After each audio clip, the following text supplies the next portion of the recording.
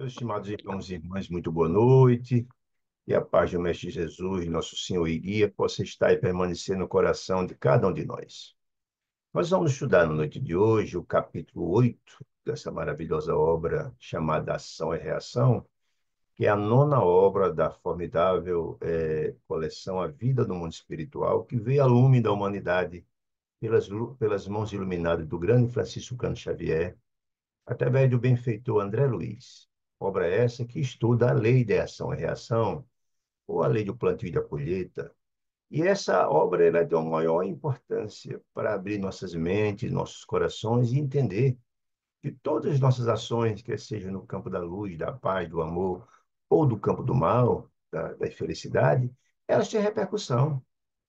E essa compreensão ela é muito importante, porque ao estudarmos as consequências de nossas ações e reações, vamos ser mais cuidadosos, vamos raciocinar e pensar antes de tomarmos qualquer atitude, quer seja no campo do bem, no campo do mal, porque sabemos que temos que prestar conta dessas ações.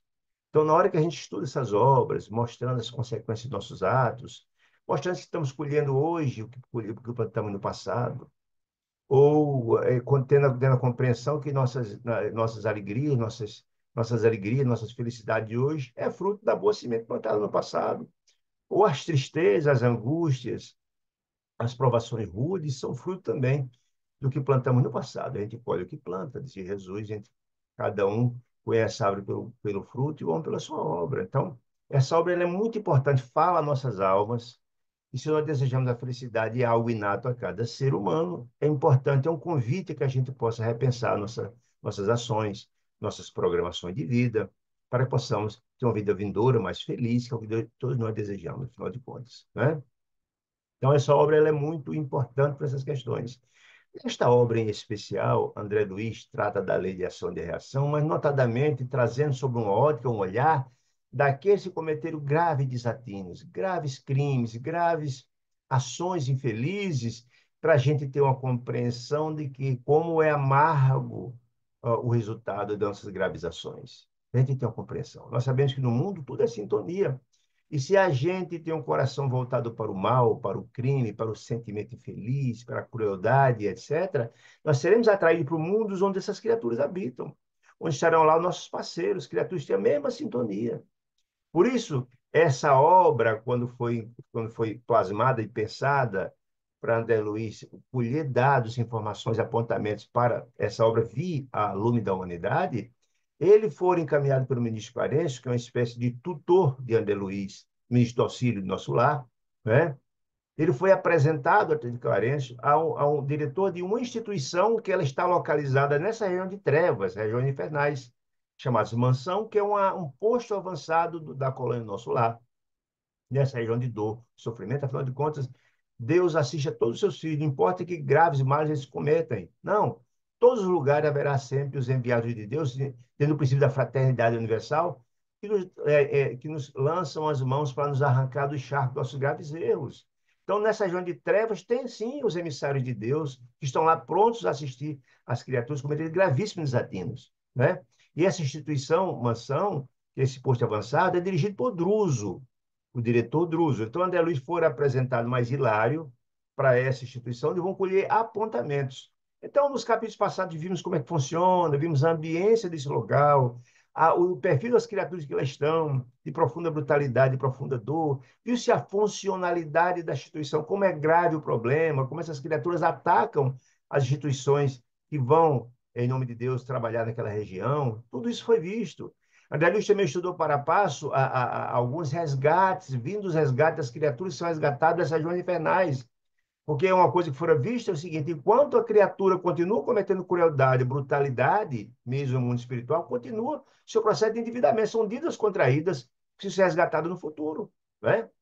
E só a partir do momento que essas criaturas começam a compreender, quando cansam de sofrer, e começa a chegar o remorso, as suas culpas, aí o processo de mudança começa a acontecer. Então, eles estarão aptos a serem resgatados para uma instituição tipo a mansão, que começa o grande processo de restabelecimento. Essas criaturas são resgatadas com gravíssimas sequelas perispirituais, porque o perispírito, o nosso corpo espiritual, ele é uma matéria muito plástica, e todos os graves males que a gente comete ficam fica chagado, fica, na verdade, as cicatrizes ficam no perispírito. Por isso as criaturas, quanto mais embrutecidas, mais cruéis, mais os perispíritos são dramáticos, animalescos, exatamente por isso. E essas sequelas dos graves males cometidos ao nosso perispírito, às vezes são graves, são muito complicadas, às vezes precisa de muitas reencarnações para restaurar. Quem comete um suicídio, por exemplo, a ferida estabelecida pela bala, pelo veneno, etc., as repercussões no perispírito são muito graves. Às vezes demora algumas reencarnações. Então, resgatar dessa criatura começa o processo de tratar a alma dessas criaturas doentes, as mentes doentes, com as fixações terríveis, as imagens dos crimes passando na cabeça o tempo todo. E isso é um processo gradativo de tratamento dos médicos espirituais que vão trabalhar isso gradativamente, né? Preparando para quê? Para essa criatura voltar à Terra, reencarnar. Vai precisar também passar por um processo de reciclagem e reeducação dessas criaturas. E o que é, na verdade, a reencarnação? A reencarnação nada mais é do que o meio que Deus nos dá para atendermos os fins. Ou seja, a gente volta à Terra para se repactuar com quem a gente cometeu graves erros. Ou o contrário, se nos cometeram erro, também há necessidade da repactuação, né? Isso é a pura bondade e o amor de Deus para com cada um de seus filhos. E alguém podia perguntar, mas escuta, mas por que isso não é possível repactuar-se no mundo espiritual? É possível, é muito mais complicado.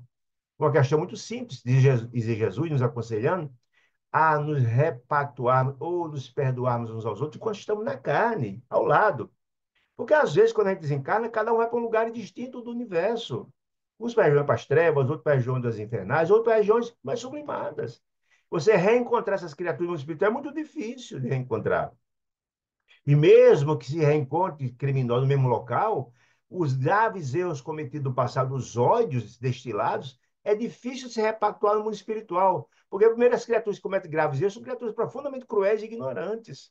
Então, o desejo dessas criaturas quando se encontram é só a vingança. Por isso, os processos de obsessão são muito dramáticos no mundo espiritual, notadamente nas regiões infernais. Processos graves de subjugação, processo de escravização, de açoites, processo de aprisionamento, é muito grave, né? Por isso que a reencarnação é importante, que quando você reencarna, você esquece os seus erros do passado. Você não se lembra, é uma obra e bênção de Deus, que você tem um esquecimento temporário. E se você tem um esquecimento temporário e essa reengenharia que é a reencarnação, ele vai exatamente, Deus nos consegue colocar uns aos outros, juntos, especialmente como pais, como irmãos, como parentes, como tios, como colega de trabalho, como filho, para que a partir desse esquecimento e esse contato no dia a dia, a gente possa transformar gradativamente os elos de ódio em aliança de amor. Essa é a beleza da justiça de Deus. Então, a reencarnação é importantíssima. Por isso que Dona Laura, quando conversava com Lise, ela no nosso, conversava com a Deluí lá em nosso lar, a mãe de Lise, dizia que as dívidas contraídas na Terra teriam que ser pagas aqui na Terra por essa razão. Porque no mundo espiritual, a gente, como se lembra dos graves erros do passado, é muito difícil repactuar. E também é difícil encontrar no mundo espiritual. E aqui na Terra, através da reencarnação, é essa possibilidade extraordinária que Deus nos concede, visando a nossa repactuação, nosso perdão, para você seguir em frente. Enquanto destilar ódio, não há progresso do espírito. Olha que maravilha, né? Então, nesse capítulo, especialmente, capítulo 8, chamado Preparativos para o Retorno, a gente vai ver como se dá esse processo. Lembremos que a reencarnação é um processo muito complicado. Eu chamo de reengenharia porque é. Quem leu lá no livro Os Mensageiros vê como é difícil, como é que é construído o mapa reencarnatório, a construção do futuro corpo, com quanto tempo você vai precisar vir aqui, com que pessoas você vai precisar reencontrar para essa repactuação, para aprender as lições que nós aprendemos são as provas e as expiações, o tempo. Tudo isso é analisado. Se você tem avanço espiritual, não tem capacidade de decidir ou não como será esse corpo, né? Nesse livro maravilhoso aqui, Os Missionários da Luz, que é uma obra extraordinária, no capítulo 13 tem a reencarnação dos seres do mundo. Para mim, é a parte explicativa mais extraordinária da doutrina espírita, porque ele traz todo esse processo como se dá. Não só a partir do mapa, mas a partir do processo decidido a reencarnação, como será feito esse processo. O processo de reaproximação das criaturas endividadas, daqueles que serão os futuros pais. Como é difícil esse processo. Um pai que cometeu um grave erro com o pai ser filho ou pai, muito difícil esse processo, e que ele explica todo esse processo. Depois, como é que é a concepção, explica tudo. Depois, o processo de formação do feto, dos espíritos construtores, muito difícil, complicado. a preparação para o renascimento, as dificuldades imensas que são essas criaturas. Às vezes é tão grande o ódio nutrido por uns e outros, que os abortamentos acontecem ainda pelo ódio destilado do espírito dos pais, da mãe, para com o filho. Nós vimos isso lá na encarnação de Volpini, está nessa mesma obra, no capítulo 14. Então veja como é interessante isso, né? E depois o processo nasce com o acompanhamento. A reencarnação se completa os 7 anos e o processo todo, porque, na verdade, esse trabalho de ajuda e monitoramento, porque entenda, os benfeitores espirituais, não só nossos amigos espirituais ou o anjo da guarda, mas também o amigo espiritual da família, que é feito esse acompanhamento de onde a gente reencarna, da colônia espiritual que a gente reencarna, não visando nos cobrar, mas visando nos dar suporte e ajuda, porque Deus deseja que a gente se repactue. Na hora que a gente consegue se repactuar uns com os outros, é uma felicidade, seguimos em frente à nossa jornada. Então, veja como é interessante. Nessa obra em especial de hoje, nesse capítulo especial dos preparativos de leitor, a gente vai ver um caso em especial de um espírito profundamente endividado, como essa logística complexa desse processo de reaproximação, visando a preparação. Veja que interessante. Então, é um capítulo muito importante para a gente possa entender isso. Então, diz assim, André Luiz, começa a narrar esse capítulo 8. O estudo da mansão era fascinante. Que estudo, gente? Ele estava lá analisando caso a caso, compreendendo a ambiência, vendo a situação da funcionalidade, os graves casos do dia a dia, dos espíritos que eram resgatados, depois de muito tempo com seus dramas nas regiões infernais, daqueles que eram resgatados e já eram encarnados mais cedo e por quê, tudo isso foi explicado. Mas reclamava tempo.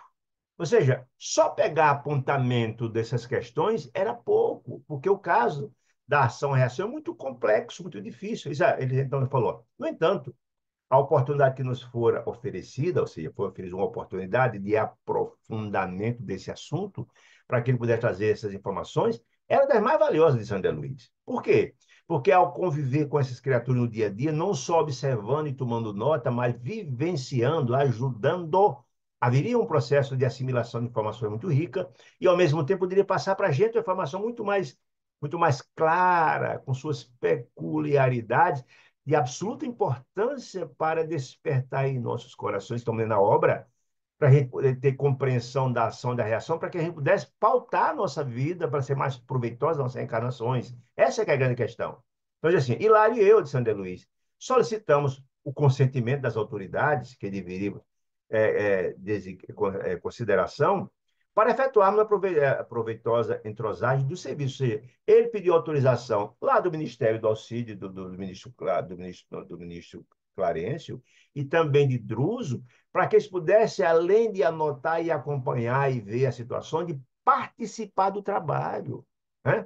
Permanecendo sediados no Instituto, ou seja, na mansão, por alguns meses. Porque um trabalho dessa monta e complexo como é, para poder conseguir esse extrato dessa informação, botar no livro, haveria necessidade de um prazo mais de largado de acompanhamento, né? De maneira, disse ele, a recolher ensinamentos e fixar observações, ser aprendizado deles e também passar para a gente. Foi assim que, foi assim que no intuito, no Instituto, lá na mansão, por alguns meses, né? Foi assim que nos dispusemos a partilhar com Silas. E quem é Silas, gente? Silas é um auxiliar direto do diretor da casa, que é Druso, certo? Então, a pessoa acompanhar Silas no trabalho do dia a dia, visando ajudá-lo e, ao mesmo tempo, compreender. Partilhar com Silas o trabalho atinente ao processo de Antônio Olímpio. Você lembra de Antônio Olímpio? Antônio Olímpio foi aquele espírito que foi resgatado de forma dramática. Ele foi resgatado, ele foi resgatado das regiões infernais, depois de muito tempo, que foi subjugado por um caso muito dramático, que ele fora subjugado por dois irmãos nas regiões infernais por 20 anos. Veja isso, veja só. Porque ele assassinou os dois irmãos com o propósito de ficar com a propriedade da família. Eram herdeiros, e antes do inventário acontecer, ele premeditou o assassinato dos irmãos para ficar, premeditou, por isso a gravidade do caso era muito, muito, muito grande. E ele, quando desencarna, foi aprisionado. Aí aquela informação que diz como é difícil a repactuação num ambiente desse, onde ele fora um assassino brutal e os dois irmãos também eram muito cruéis e aprisionaram eles por 20 anos em regiões das furnas das regiões infernais. Ou seja, os irmãos também eram espíritos profundamente revoltados e cruéis, né?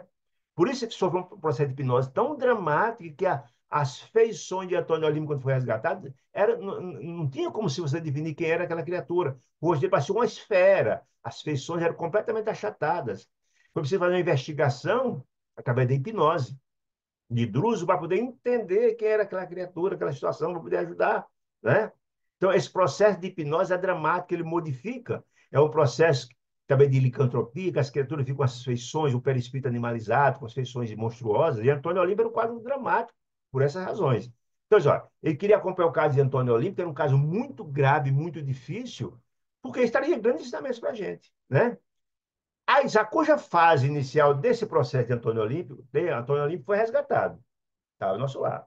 Lembra que no capítulo passado, eu acho que foi no 6, foi no 7, o processo de Antônio Olímpio, quando ele resgata na casa, é feito uma ficha, um processo, para ver que providência será tomada com relação àquele espírito visando o progresso dele. Lembra? Então foi feito um relatório na casa, foi proposto por Druso, o diretor da casa, e esse processo, como diz os outros que são recepcionados na casa, é submetido a uma espécie de supervisão. Lembra da supervisão que o ministro Sanzio, do Ministério da Regeneração do Nosso Lar, lembra que a mansão Pai Hospital Escola, ele é subordinado ao nosso lar, à colônia do nosso lar. Então, esse ministro vem de 2 vezes por semana, ele se materializa e aprecia como um juiz todos aqueles processos. E concorda ou discorda em relação a esses casos. E o caso de Antônio Olimpo foi interessante, porque André Luiz e Hilário viram quando ele foi resgatado. A situação dele era dramática. Escutaram o caso, eles sabiam. E aproveitaram e escutaram também a sentença do ministro Sancho, no sentido de como seria o processo dele. Veja, Antônio Olímpio ele foi assassino dos irmãos, afogou dois irmãos, né? Mas Antônio Olímpio também teve uma esposa, que era Alzira, que é um espírito hoje iluminado, mas também foi assassinada ela pelos dois irmãos, processo obsessivo dramático. E Alzira e Antônio Olímpio tiveram um filho, Luiz, que está encarnado. Olha só. E Antônio Olímpio é o único herdeiro da fazenda que foi vilipendiado dos irmãos através de Antônio Olímpio. Então, a sentença que fora plasmada pelo ministro Sanjo é de que ele deverá reencarnar. Olha o princípio da justiça divina. Ele terá que encarnar de novo. E ele será filho de Antônio Olímpio do filho dele, que está encarnado, chamado Luiz. Olha aí. Por quê? Como, na verdade, ele vai ser filho de Antônio de Luiz, ele será o herdeiro de Luiz. Olha, interessante. E ele, Antônio Olímpio, vai reencarnar e no futuro, quando ele reencarnar, reencarna também Alzira. E ele será marido e mulher de novo, serão marido e mulher de novo, e vão receber como filhos os irmãos que eles assassinaram, os dois irmãos. E aí, como esses irmãos serão filhos de Antônio, eles vão herdar a mesma propriedade que é de Luiz hoje, e Luiz será o avô deles, dos dois irmãos de Antônio Olímpio, que Olímpio será o pai. É uma forma da reparação do que ele vilipendiou no ano passado. De novo, esse bem que estava lá na família, voltar para aqueles que tinham direito. Olha a justiça de Deus funcionando. Vê só, então era um processo muito interessante, que é uma reengenharia extraordinária, e todo esse processo tem a ver como é difícil esse processo da reencarnação. A reencarnação só entra na fila. Não, é um processo complexo. Isso chama de reengenharia espiritual por essa razão.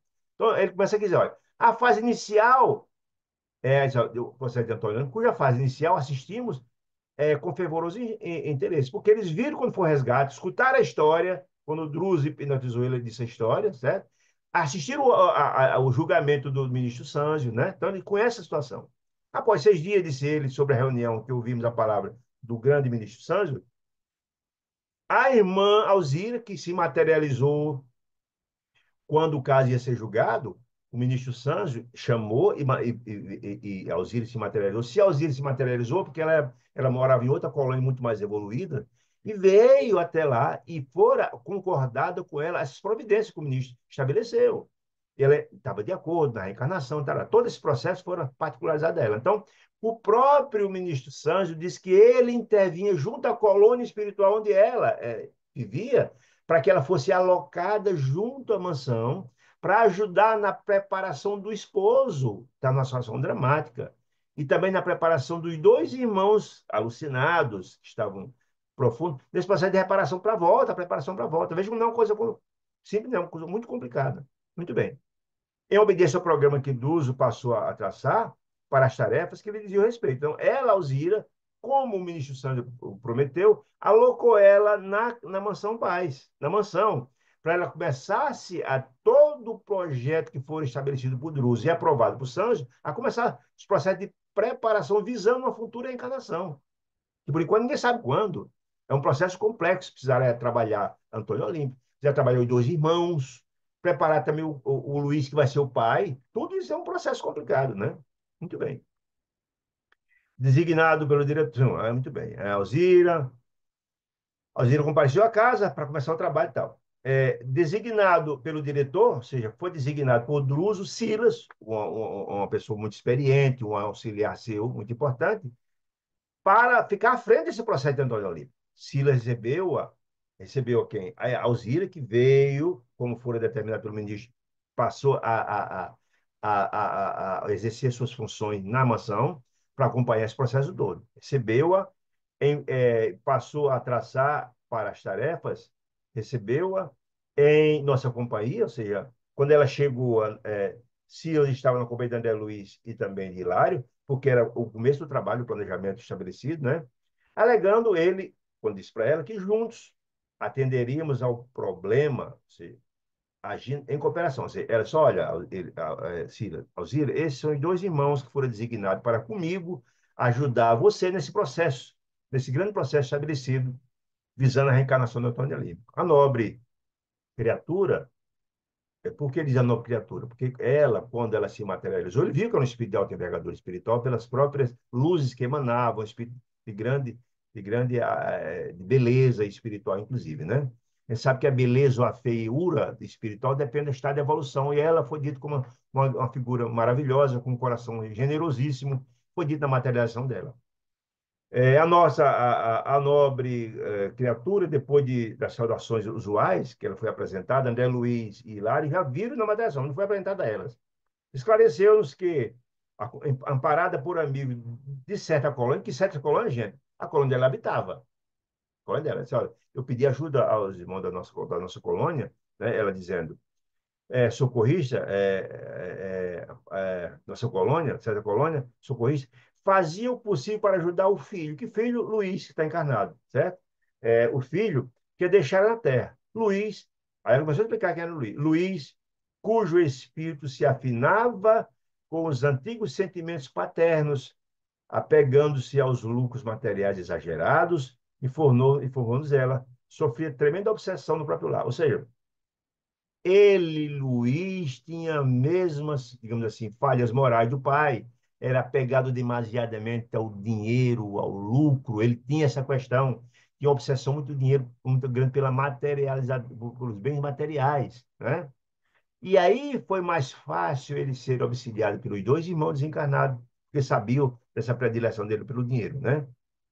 Ele sofreu uma obsessão grave. Por quem? Ele vai explicar aqui. Pelos dois irmãos desencarnados, pelos dois irmãos de Antônio Olímpio desencarnados, com a forma de vingança do próprio irmão. Sob a teimosia e vigilância dos tios desencarnados, os dois irmãos desencarnados, que eles acalentavam a mesquinhez, detinha larga fortuna sem aplicá-la a coisa nenhuma. Ou seja, ele, Luiz, foi o único herdeiro da imensa fazenda que foi que ocasionou a morte de Antônio. Antônio matou os irmãos para ficar com essa herança. Ele era o único filho, foi o único herdeiro. Então, era muito rico, né? Isso não aplicou esse dinheiro a coisa nenhuma do ponto de vista da caridade, nenhuma aplicação adequada a esses tesouros que tinham dado como empréstimo. E ele não fez nenhuma aplicação, só uma preocupação em reter coisas. Isso é muito grave, né? Enamorava-se o ouro com extrema volúpia. Se ele era um materialista imenso, um usurário, só tinha preocupação em reter coisas, bens. Tudo bem. Ele, Luiz, submetia a esposa e dois filhinhos às mais duras necessidades. Ele era tão mesquinho que sequer um homem riquíssimo ajudava, ou dar conforto à esposa e aos filhos, não. Ele era mesquinho demais. Elas passavam necessidade, dificuldade, ele e os filhos, porque ele, para não gastar dinheiro, né? Receoso ele, Luiz, de perder bens, dinheiro, que tudo fazia para defender e multiplicar. Ou seja, ele sequer assistia com amor os filhos e a esposa. A mesquinhez era desse nível, né? Isso é uma doença, né? Clarim de Leonel, que foi dois irmãos assassinados por Antônio Olímpio, não satisfeitos com que lhe se viciaram a mente, ou seja, eles obsidiaram o Luiz de todo jeito. Para quê? para que Luís continuasse mais sorvindo ainda. Para quê? Para preservar o patrimônio que eles e o que era deles, que o irmão tinha tomado. Eles também, Clarindo e Leonel, muito apegados à materialidade, espíritos embrutecidos, etc. Fizeram tudo na cabeça do sobrinho, que era Luís, para que eles, obsidiaram, não gastasse nada para manter o patrimônio que Clarindo ia dizer que era dele, que quando eles morressem, eles queriam voltar e tomar conta do patrimônio. Essa é que é a história. Conduziam para a fazenda. Então, Leonel e Clarindo conduziam, além de eles dois obsidiarem o próprio sobrinho, conduziam para a fazenda onde Luís morava os urários e tiranos rurais desencarnados, cujo pensamento ainda se enrodilhava na riqueza terrestre, para lhe agravar e a sovinice. Ou seja, eles, para agravar o problema que já era seríssimo de Luís, porque era obsidiado pelos dois tios, ainda mandou um monte de espíritos que eram viciados, que tinham graves problemas, tinham obsessivo pelo ouro, pelo dinheiro, pelos bens, para ficar o tempo todo na casa de Luís, são assalariados, eles sabem que existe esse sistema assalariado no mundo espiritual. As entidades mais infelizes, eles conseguem colocar criaturas a serviço deles. No caso aqui, para aprofundar o processo obsessivo em Luís, para ele ficasse cada vez mais solvino ainda, com o propósito de não gastar nenhum tostão para preservar o dinheiro. Então, eles alocaram esse monte de espíritos infelizes lá, né, prometendo certamente algum benefício. A gente já viu isso lá atrás, no livro Libertação, né, que essas criaturas vêm em busca e, em troca, recebem alguns benefícios por eles. Ou então são utilizados num processo também de hipnose, para servir de instrumento da brutalidade no processo obsessivo. Né? Muito bem. É, Luiz, desse modo, respirava num mundo de imagens estranhas em que o dinheiro se dirigia em tema constante, ou seja, ele já tinha mesquinhez que herdou do pai. Os dois tios o tempo todo obsidiavam no sentido que ele permanecesse com as mesmas ideias fixas do dinheiro. Inclusive não assistia a esposa nem os filhos, vivia numa situação de miserabilidade. Ainda mais esse monte de entidade espiritual com as mesmas ideias, colocando o tempo todo na cabeça dele, imaginei. Né? A situação era dramática, né?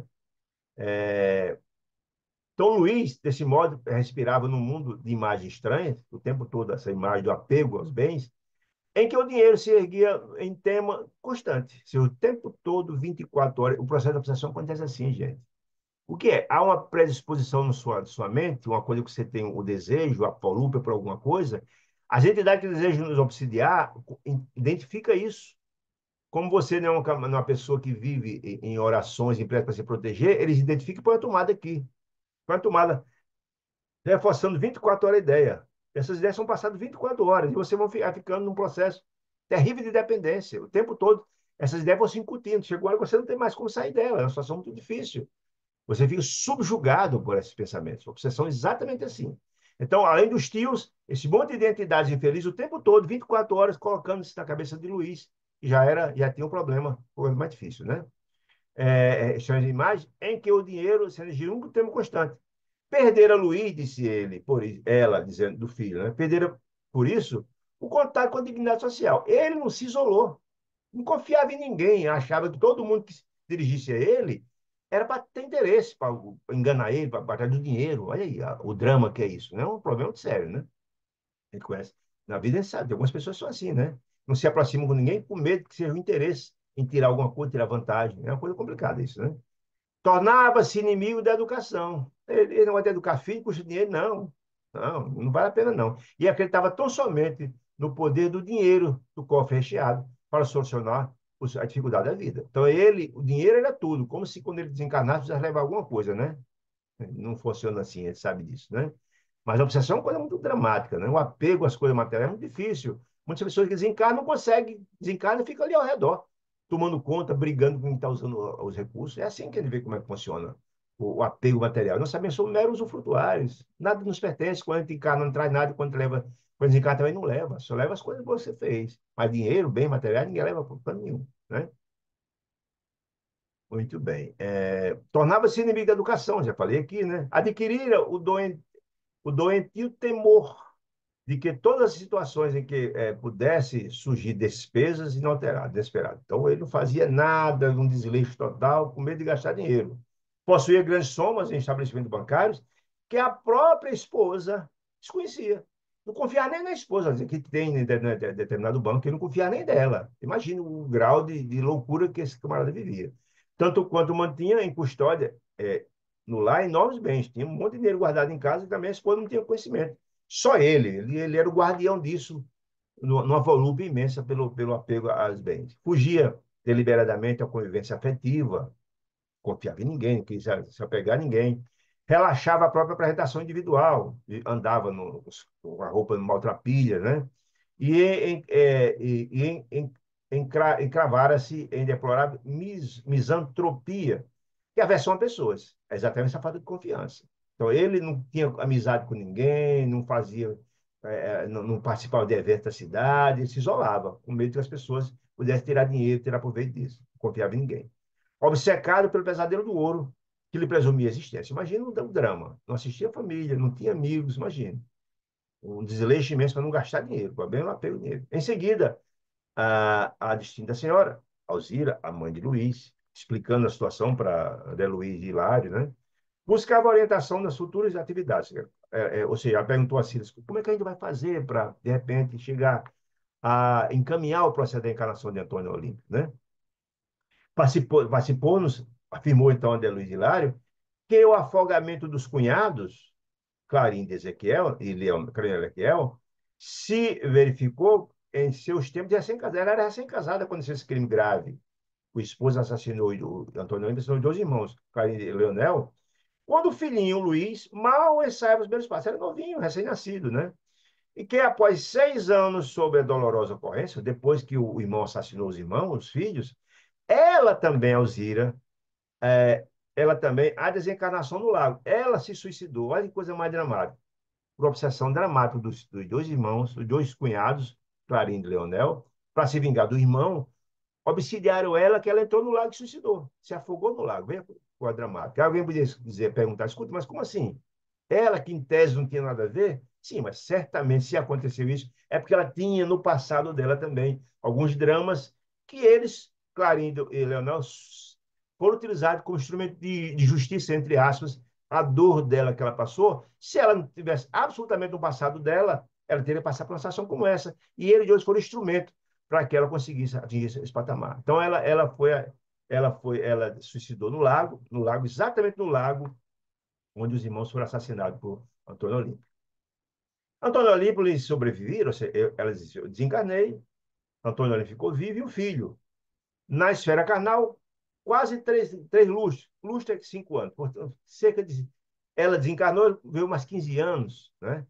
Quando ele desencarnou, por 20 anos precisamente, faleceu nas trevas. Ela desencarnou, ele viveu mais 15 anos junto com o filho, e quando ele desencarna, os irmãos conseguiram, num processo obsessivo dramático, prendê-lo na região das trevas, em cavernas, subjugado e hipnotizado pelos dois irmãos. Imagina, passou 20 anos subjugado na região das trevas, até ser resgatado, né? Luiz, dessa forma, alcançar a madureza plena, ou seja, era um rapaz de 40 anos aproximadamente, né?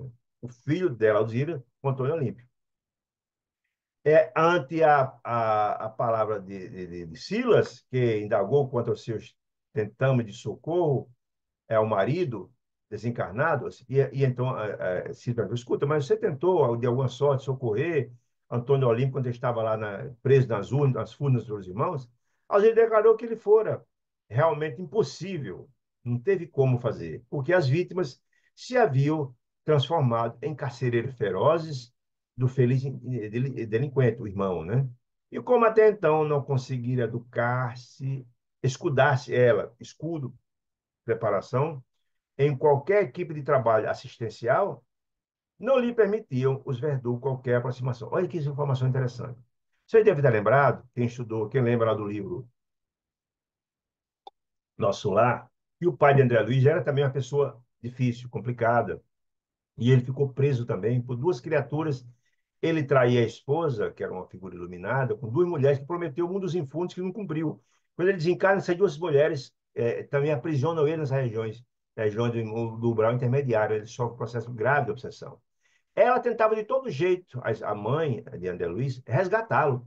Mas ele não tinha sintonia com ela. Ela tentava tudo e ele desligado, numa situação muito difícil de perturbação espiritual. É o mesmo caso aqui de Antônio Olímpio. Ela tentava, mas ele sequer não assimilava as informações que chegavam lá. E ela não conseguiu, através do processo dele e do processo selvagem e brutal de obsessão dos dois irmãos, não conseguiu isso, você está explicando exatamente isso, né? Ainda assim, disse ela, em ocasiões fortuitas, dispensaram o filho, Luiz, que está passando por um processo de obsessão grave, e a esposa e os dois netos, os filhos, algum amparo, o que se lhes fazia extremamente difícil, de vez que os obsessores, quem, Clarence e os dois tios, velavam irredutíveis, guerreando a influência. Ela tentava ver como a obsessão é grave, né? Os dois espíritos, os dois tios, obsidiavam o filho para se vingar do pai, olha que coisa grave. E, além dessa obsessão, repassava também para a esposa e para os filhos. Ela tentava ajudar os netos, a nora e os netos, mas mesmo assim era muito difícil, porque eles se obstaculavam de todo jeito. Essa obsessão, esse ódio que os dois tinham com o irmão, alcançou a ela, que ela suicidou lá atrás, e alcançou agora o Luiz, que não tinha em tese nada a ver com essa história, e os dois netos e a própria esposa. Vê como era complicado. Ela tentava ajudar, mas as influências eram dificultadas pela influência muito difícil dos dois tios, né? À vista da pausa espontânea que se fizeram em nosso entendimento, num testemunho de comovedora humildade, Alzira, consultou a Silas se poderia fazer uma visita ao esposo. Lembra que ele foi resgatado, mas ela não teve com ele ainda. 20 anos que ela não conseguia, desde que ela desencarnou, e 20 anos ele na região infernal preso, ela não teve acesso até ele.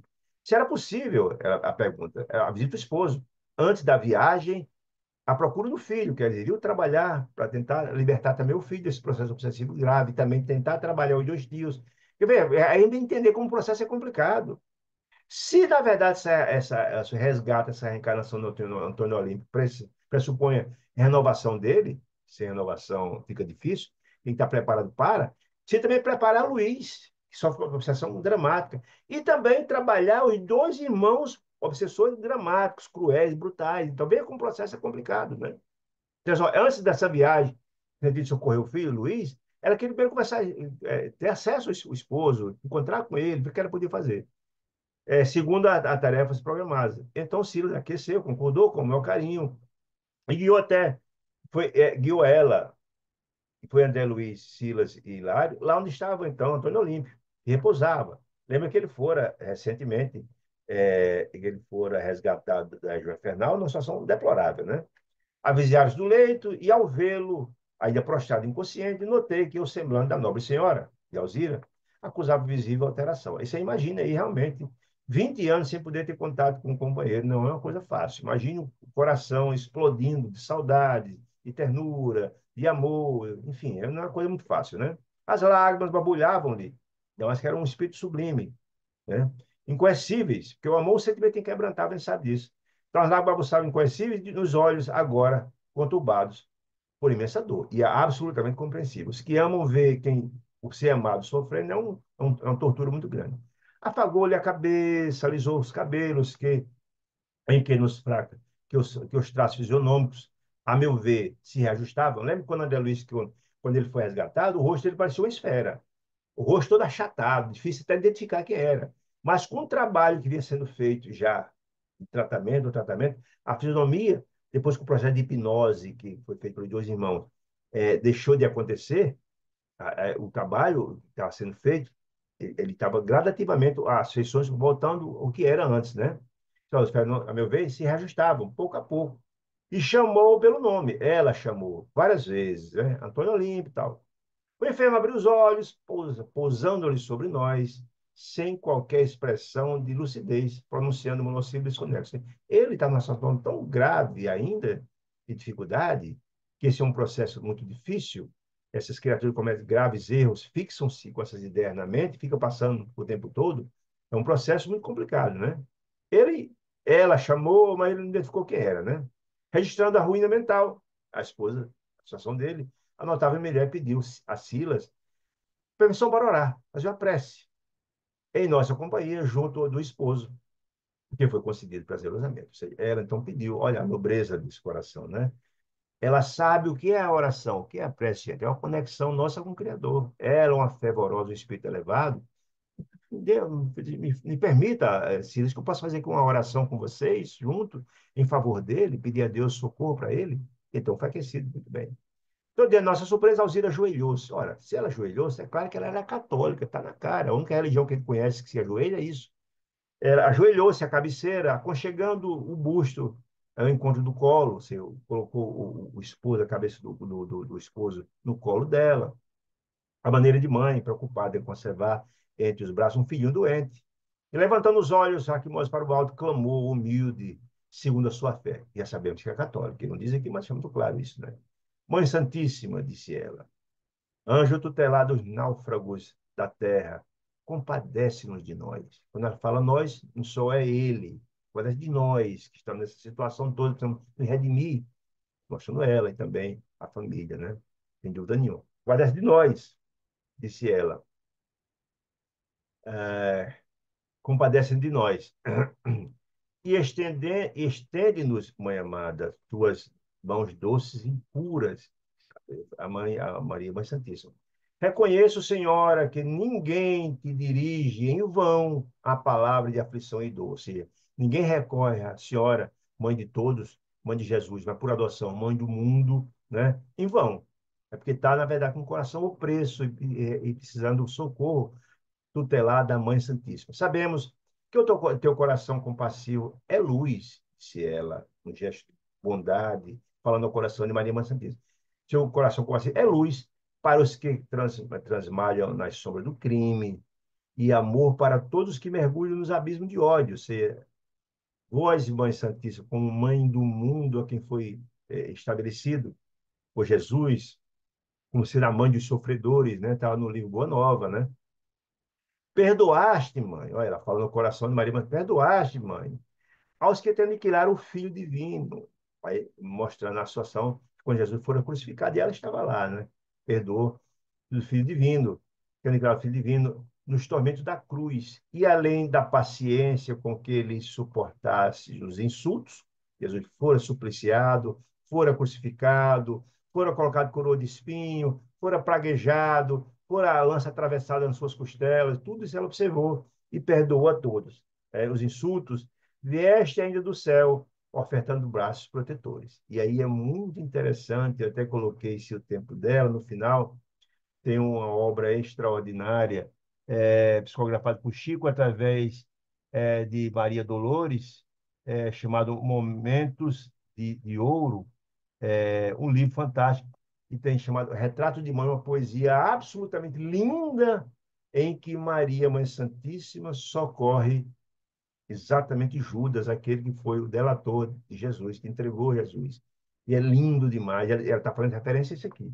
Socorrestes, perdoaste, fosse buscar aqueles quem insultou seus filhos. Ah, viés do céu ofertando braços a prestadores, os insultos, né? Vieste, do, vieste ainda do céu ofertando-lhes a esses que agrediram, etc., braços protetores, o caso do resgate lá de Judas, que é muito interessante. Mãe bondosa, tu que ergues os caídos de tantas gerações, disse ela, terrenas, e que saras piedosamente as feridas de quantos se petrificam na crueldade. Lança, mãe amada, caridoso olhar sobre nós, ela, o esposo, né? Esposo e eu, jungidos às consequências de duplo homicídio que nos fazem sangrar os corações. Ela está pedindo socorro para o filho, em função do grave erro, para o filho, para o esposo, pelo grave erro que cometeu. E ela está assim também, se incluindo nesse processo todo. Certo? Eu e ele, olha a humildade dela, eu e ele estamos enovelados, estamos entranhados nas teias desse delito. Ela não cometeu o fato, mas ela foi usufrutuária disso, meio que inconsciente. Mas ela se incluiu por humildade, né? Embora estivesse ele sem mim, na hora que premeditou o crime que executou, nas águas fatídicas, enquanto nossos irmãos experimentavam asfixia moral, os dois irmãos, o marido, sou-lhes partícipe das responsabilidades. Identifico associado ao crime. Também eu, olha a humildade dela, né? Esse meu esposo, mãe do céu, devia ter um coração envolvido em pesadas nuvens, né? Quando se desvairou na estranha deliberação, ele planejou ele planejou, portanto, desvairou na estranha deliberação, deliberou, que nos chegou às consciências, que nos chagou, nos feriu as consciências. né? O crime bárbaro cometido por ele, né? Para os outros, disse ela, para as criaturas outras, poderá ter tido ele tido como um impenitente, alguém que comete atos desatinadamente, né? Que se apropriou dos recursos alheios para ficar, ele matou os irmãos para ficar com a propriedade, infligindo a morte dos próprios irmãos, menos para meu filho e para mim. Ele está justificando, né? Que ele recebemos os maiores testemunhos de amor. Ou seja, ele fez cometer esse ato grave, mas para ela, a esposa, e para o filho, ele foi um excelente marido, um excelente filho. O contrário de Luiz, que não assiste a esposa nem os filhos, né? Olha aí. Para os outros, será réu diante da lei. E lei? Da lei dos homens, da lei de Deus. Mas para nós, esposa e filho, porém, é um companheiro amigo e fiel. Para os outros, parecerá um egoísta, sem direito à remissão, mas para nós, esposa e filho, é o benfeitor que nos assistiu na terra com imensurável ternura. Como não ser egoísta e criminosa também eu, mãe querida, que se lhes usufruí os bens e me alimentei do carinho do seu coração. Quer dizer, ela, indiretamente, porque ela não tinha o menor conhecimento do assassinato dos filhos, dos cunhados, não tinha a menor noção. Mas ó, eu fui, o beneficiária também do crime que ele cometeu. Os bens que foram usurpados dos irmãos de Antônio Olímpio também me beneficiei. Por isso que ela se achava também com uma parcela de culpa, que era uma forma também dela se colocar para ajudar nesse processo de resgate, né? Disse ela. Bens, que assim, como não ser egoísta e criminosa também, mãe, eu queria, querida, se lhe usufruí os bens e alimentei meu carinho do seu coração. Como não ser igualmente responsável da culpa, se toda a culpa dele se pretendia ao propósito, embora louco? Justifica, mas o propósito dele era esse. E assegurar-me superioridade em minha condição de mulher e mãe. Advoga-nos a causa, mãe, mediadora celeste. Faze-nos voltar, eu e ele, à terra, juntos à carne, para repactuar-se, né? Quem que delinquimos, para que possamos expiar nossos erros, pagar nossas dívidas, né? Concede-nos a graça de segui-lo, eu a ele, como servidora contente e agradecida pela oportunidade, religada a quem devo tanta felicidade. Ou seja, ela é credora dele porque ele deu a ela e os filhos amor, carinho, com toda atenção. Ele tem crédito, é uma forma, digamos assim, um atenuante no grave crime que ele cometeu. E ela mesmo não sabia do grave delito cometido, mas se beneficiou, entre aspas, de forma indireta, dos haveres e dos recursos que ele tomou indevidamente dos irmãos. Reúne-os, continua prestes, a mãe santíssima. Reúne-os novamente no mundo, senhora, e auxilia-nos a devolver com lealdade e valor aquilo que roubamos. Ela diz, dentro da justiça divina, é muito justo, e está na sentença do ministro Sânzio, que ele deve devolver a quem foi usurpado. Por isso, ele deve voltar como filho de Luís, que como pai que tenha toda a propriedade foi usurpada, ele vai ser o pai no futuro dos dois irmãos e será o herdeiro do avô, que hoje é o filho dele. Olha, a justiça está toda estabelecida, né? Não permitas, mãe, anjo divino, quando a prece a Maria Mãe Santíssima, que venhamos a sonhar com o céu, antes de resgatar as contas da terra. Diz André Luiz que feliz daqueles que podem pagar suas contas, né? É assim? E ajuda-nos a aceitar dignamente a dor que retifica e salva. Então, as vicissitudes que passamos hoje é exatamente a consequência dos erros do passado. Então, Antônio Olímpio, ele está, na verdade, colhendo a reação ou o fruto apodrecido da ação do passado. Ele está colhendo isso, o sofrimento atroz que passou por 20 anos preso na região Treval, na região infernal, é consequência do seu erro do passado, grave. Mas a dívida precisa ser paga na terra. Por quê? As dores é consequência de sua ação infeliz. A dor ensina a gemer. Quando ele começou a ter a compreensão desse processo, foi resgatado, a dívida será paga em terra, porque lá sim é livre dos grilhões dos ódios uns com os outros, a possibilidade de se reatar e criar os elos através da paternidade, maternidade, irmandade, etc. Aí sim de resgatar o Senhor do passado. transformar esse zelo de ódio em aliança de amor. Esse é o processo. Por isso a encarnação é tão bela, é o instrumento de Deus de repacificação dos seus filhos. Mãe, atende-nos, disse ela. Mãe, atende-nos, estrela de nossa vida.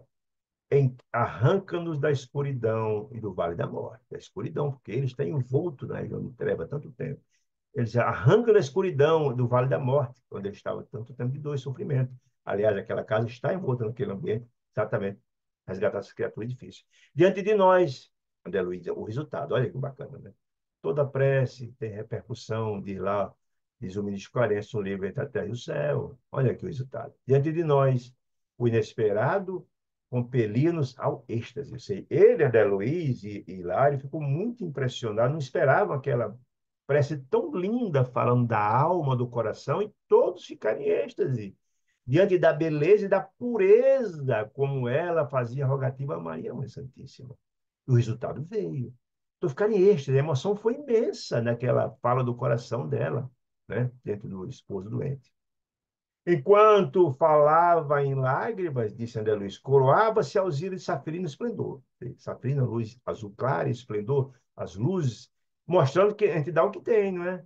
Ela, quando na verdade, lembra, quando diz lá no livro Entre a Terra e o Céu, que toda prece tem repercussão, que nosso coração é como se fosse um transformador, que o fluxo do amor de Deus que cai eternamente do coração grandioso de Deus desce das alturas sublimadas às regiões abissais de dor e sofrimento e voltam. Esse fluxo está descendo o tempo todo e cada um capta em conformidade com o seu estágio evolutivo. Esse distribuidor capta conformidade ao avanço espiritual e beneficia quem ela deseja beneficiar. Ela, com sua oração, recebeu captou essas energias sublimes. Olha aqui. A doce claridade que se lhe irradiava do coração dela inundava do coração, inundava todo o aposento. Qual? Que luz é essa, essa claridade? Que ela conseguiu captar como um transformador. O que ela captou desse amor de Deus, né? Irradiava todo o aposento onde estava. E assim que a voz emudeceu, embargada e ofegante pela emoção profunda, esse excelso jorro de luz prateada desceu do alto. A resposta, né?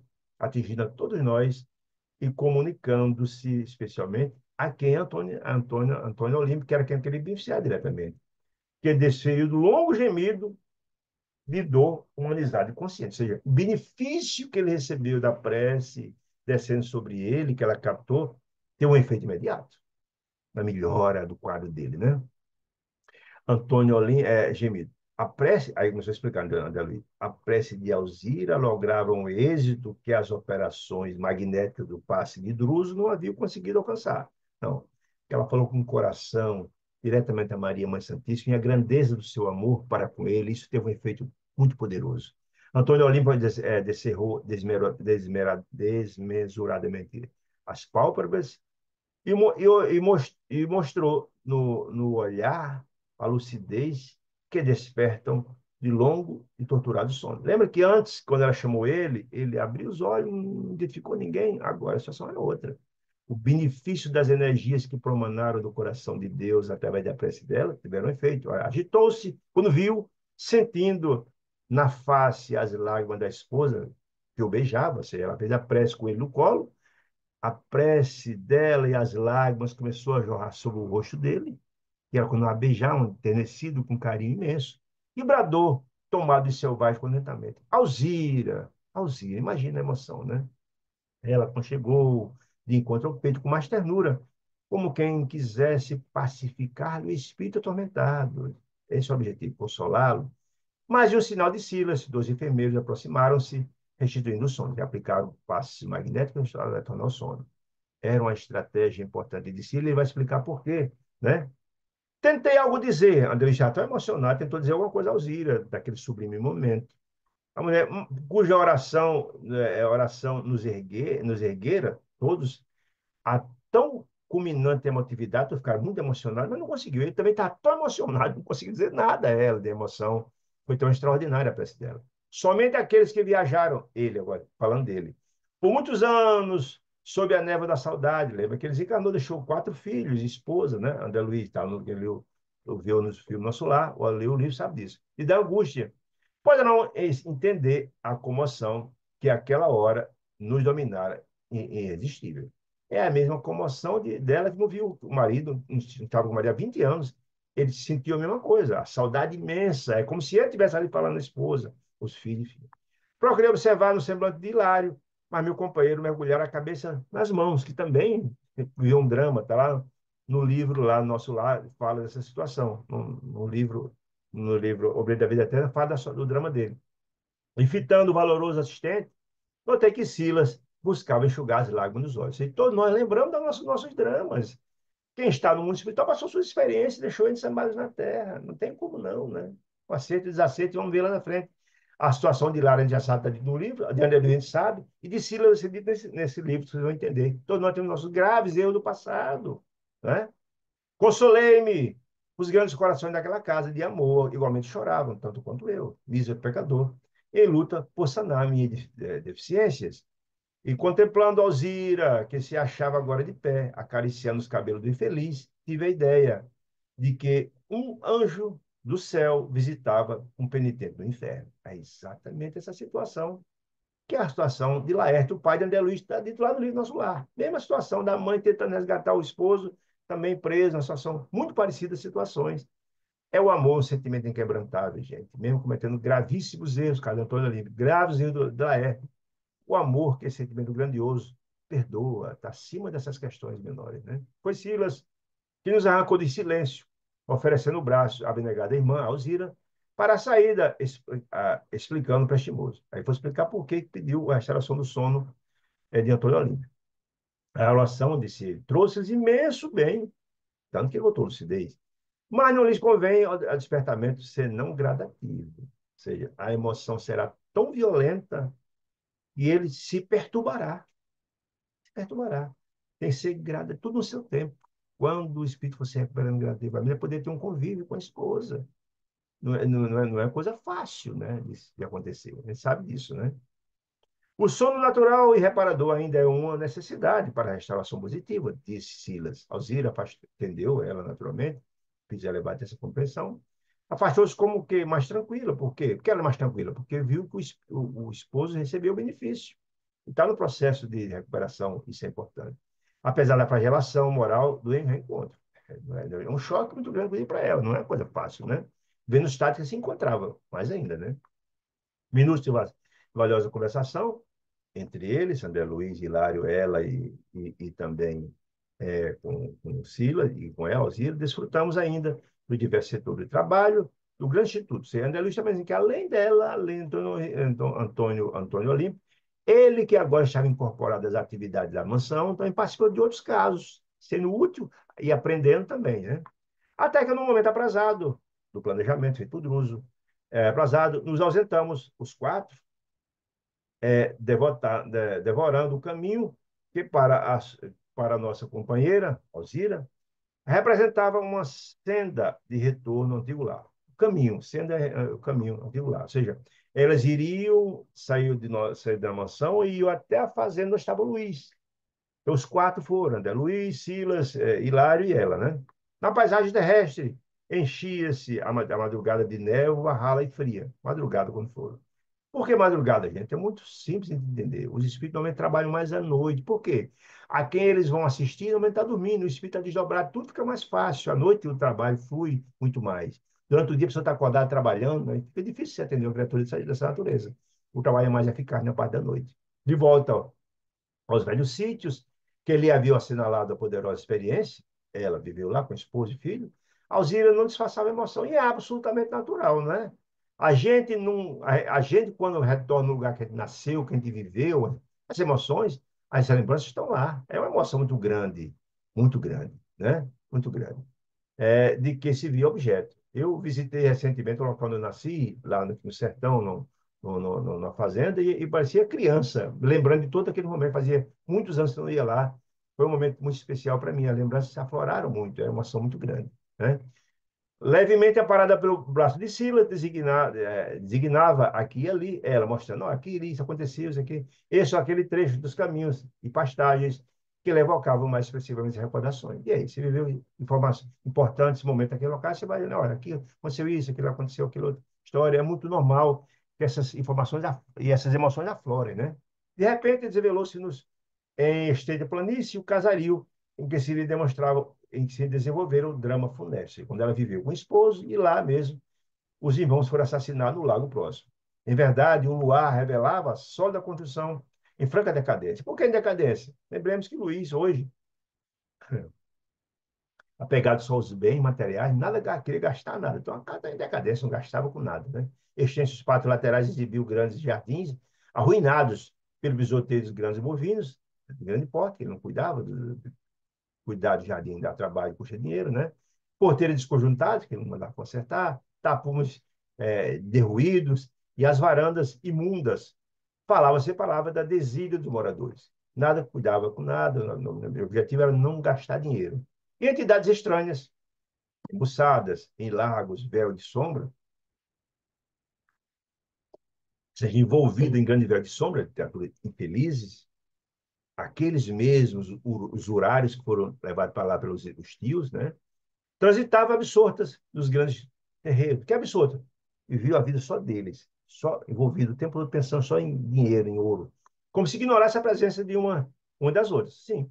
Eram várias entidades infelizes, mas não tinham contatos com os outros. Estavam lá uns com os outros, porque o universo deles, as fixações exatamente ligadas ao ouro. Tudo doente, né? Com o nível de receio, com o visível receio de ser ouvida, a esposa de Olímpio notificou-nos em Sudina. São ozenários, agiotas, significa isso. Desencarnados, trazidos subrepticiamente até aqui por Leonel e Clarindo, os tios de Luiz e irmão de Antônio Olímpio, de modo a fortalecer a usura no espírito de meu filho, ou seja, processo obsessivo cada vez mais de subjugação do filho, o tempo todo incutindo a ideia do apego, para que cada vez mais dominado por essa ideia, que é a ideia de Clarim e de Leonel, que não gastasse nada para manter a fortuna que ele achava que era deles, né? Como se, na verdade, nós fôssemos dono, nós somos, usamos apenas, somos meros usufrutuários, não proprietários de bens materiais, né? Com certeza nos identificaram a chegada. Entretanto, pelo que deduzo, disse André Luiz, encontram-se demasiadamente fixados nas ideias em que se mancomunam. Ou seja, eles não conseguiram ver naturalmente nem André Luiz, nem Osíris, nem ninguém, porque a diferença de sintonia é grande. Mas notaram a presença de alguém ou outro, mas eles estavam tão ligados à ideia fixa de dinheiro e para ele não importava. Nem os outros espíritos infelizes não tinham contato uns com os outros, só ligados uns aos outros. As fixações, né? As cristalizações, nós sabemos disso. Não se preocupem com a nossa presença, não se preocupam eles com a nossa presença, desde que não lhes penetramos na faixa mental. Olha aí, comungando os interesses. Ou seja, se a gente chegar aqui e começar a falar que tem interesse em dinheiro, etc., etc., entra na sintonia deles. Isso quer dizer, comentei, se algo falasse acerca da fortuna terrena, excitando-lhe o gosto da posse humana, indiscutivelmente, nos dispensaria alguma atenção. Exatamente, disse Silas. Por que não fazer isso? Perguntou então a Silas, hilário, curioso, como sempre, né? Não seria isso desperdiçar tempo, disse ele. Nosso objetivo não é esse aqui, disse ele. Mesmo porque o trabalho que nos compete espera por nós a reduzir os passos. Ou seja, nós estamos bem próximos, nós estamos na casa onde está Luiz, quem vai trabalhar. E aqui vamos encontrar também os tios. Então, ignorarmos isso seria perda de tempo. Tem que, o nosso objetivo é começar a preparar Luiz e preparar os dois tios para o processo de resgate, de reencarnação deles e também de Antônio Olímpio. Até agora, sim, espera por nós reduzir espaço. E ignoramos até agora, olha aí, como se nos desdobrarão as tarefas.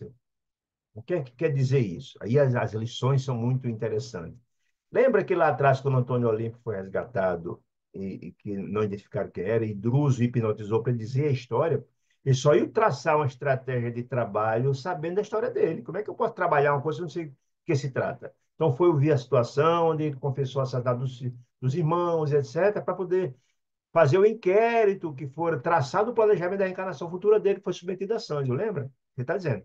Também, eles que iam encontrar Luiz, não sabia a situação de Luiz, e também dos tios, também havia um planejamento como agir.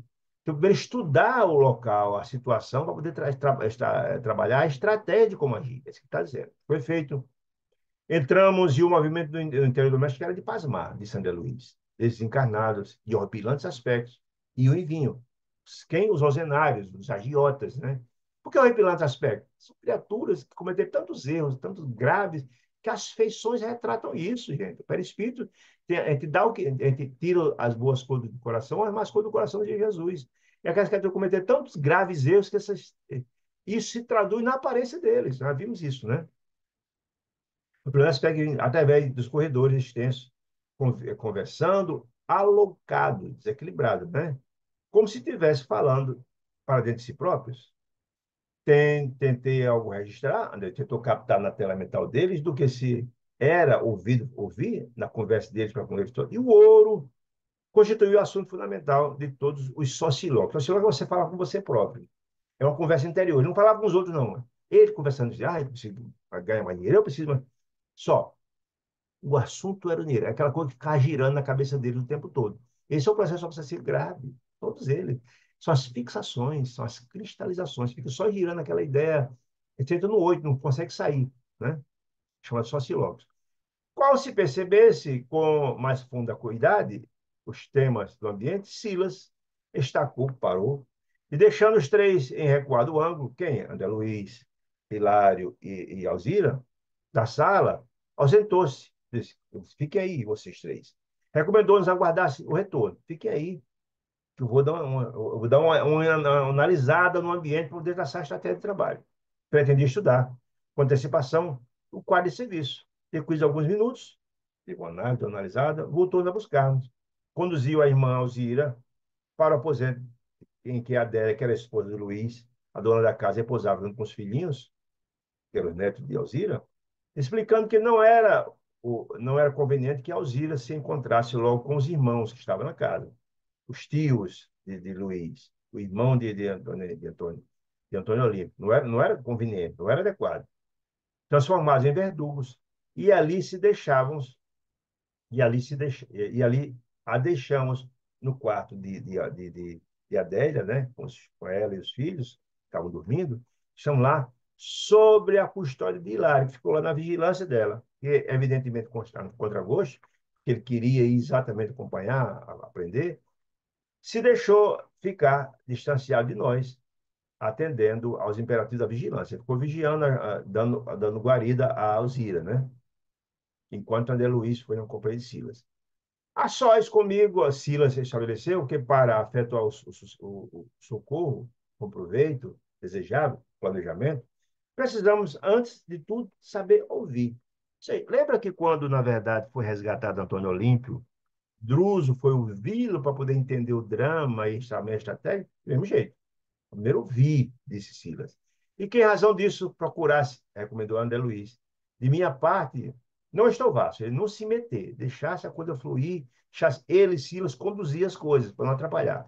As atividades da hipótese de me sentir assaltado por qualquer estranheza. Mesmo que você veja alguma coisa estranha, esquisita, a gente começa depois, não intervém na hora para não atrapalhar a situação. Eu vou conduzir. Diante das atitudes que ele, Silas, fosse obrigado a assumir.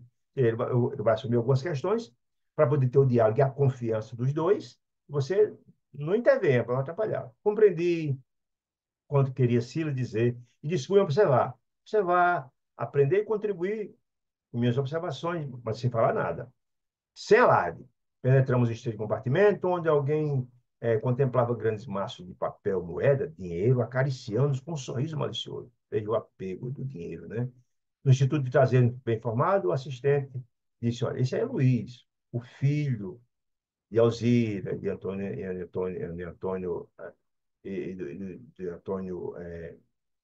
do esposo dela, que desligado estava dormindo, né? Estava desmembrado, né? Desdobramento, vem afagar o dinheiro, que ele nutre as paixões. Ele a coisa é tão dramática, é tão complicada, que ele está no sono, está desdobrado, podia fazer uma excursão de aprendizado, fazer alguma coisa. Não, ele vem por dinheiro, a fixação. A mente dele só gira em todo o dinheiro para o processo obsessivo que ele está vivendo. Então, para buscar onde estava o dinheiro, as notas ficou lá cuidando, né? Observando, cuidando do dinheiro. né? As cédulas, é, cujos olhos parados sobre as cédulas encimavam- encimavam-lhe a esquisita expressão de cobiça vitoriosa. Ah, dinheiro, impressionante, né? Relanceou apressadamente o olhar em volta, Antônio Luiz, né? Com a indiferença de quem não nos conseguia ver, mas vigilante, preocupado se alguém estava olhando ele, né? Então, logo após um minuto de observação nossa, qual se estivesse ele vigiado por Cerberus. Cerberus é uma expressão, é um animal da mitologia grega. É um cachorro grande de 3 cabeças que vigiava a entrada dos infernos. Quando você podia entrar, mas não podia sair, que eles vigiavam. Então, ele está como fosse já com os 3 Cerberus, né? Tá dizendo, invisíveis. 2 homens, após um minuto de observação nossa, né? 2 homens desencarnados, de presença desagradável, penetraram o pequeno recinto onde Luiz estava, e dirigindo-se desabridamente para nós, um deles interrogou: Quem são? Quem são vocês? O que estão fazendo aqui? Aí eles, não disse nada. Silas: Nós somos amigos, disse ele. Bom, disse um deles: Nesta casa só ingressa somente aqueles que sabem valorizar o dinheiro. Só. Aqui, nosso objetivo aqui é quem valoriza dinheiro, a posse, etc, etc. E dignou Luiz acrescentou: Para que ele não se esqueça, ó, ele dois apontando, os tios apontando para Luiz, não esqueça de preservar a fortuna que é nossa. Ele, ele tem que estar o tempo todo pensando nisso o tempo todo, né? Disse ele. Intuitivamente concluí que tratava de Leonel e Clarinho, dos tios de Luiz, né? Os irmãos espoliados do outro tempo. Certo? Porque lhe devêssemos algum esclarecimento, a expectativa feroz com que nos seguiam os mínimos movimentos, se juntou. Sim, não se preocupe. Quem não estimará os haveres que pertencem? Muito bem, responderam. Ou seja, se você, na verdade, está aqui também porque gosta de dinheiro, está comungando nossos pensamentos, está tudo certo, não tem nenhum problema.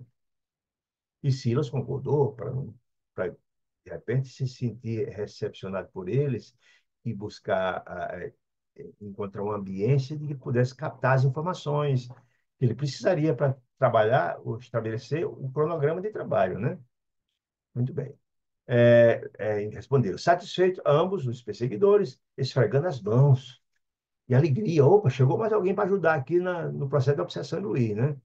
Com desvario espantoso, e adquirindo imediata confiança em nós, porque a resposta foi favorável ao que eles queriam, ante as palavras de Silas, que ele assossegaram a inquietação, Clarindo, mais brutalizado dos dois irmãos, dos dois tios, Clarindo e Leonel, né? Dos dois, passou a dizer, olha, vamos explicar a história, né? Nós fomos vítimas de uma terrível traição e perdemos o corpo, foi assassinado no golpe do meu irmão infeliz, que nos pilhou os bens, roubou da gente, né? E aqui estamos para o desforço justo, para a vingança certa.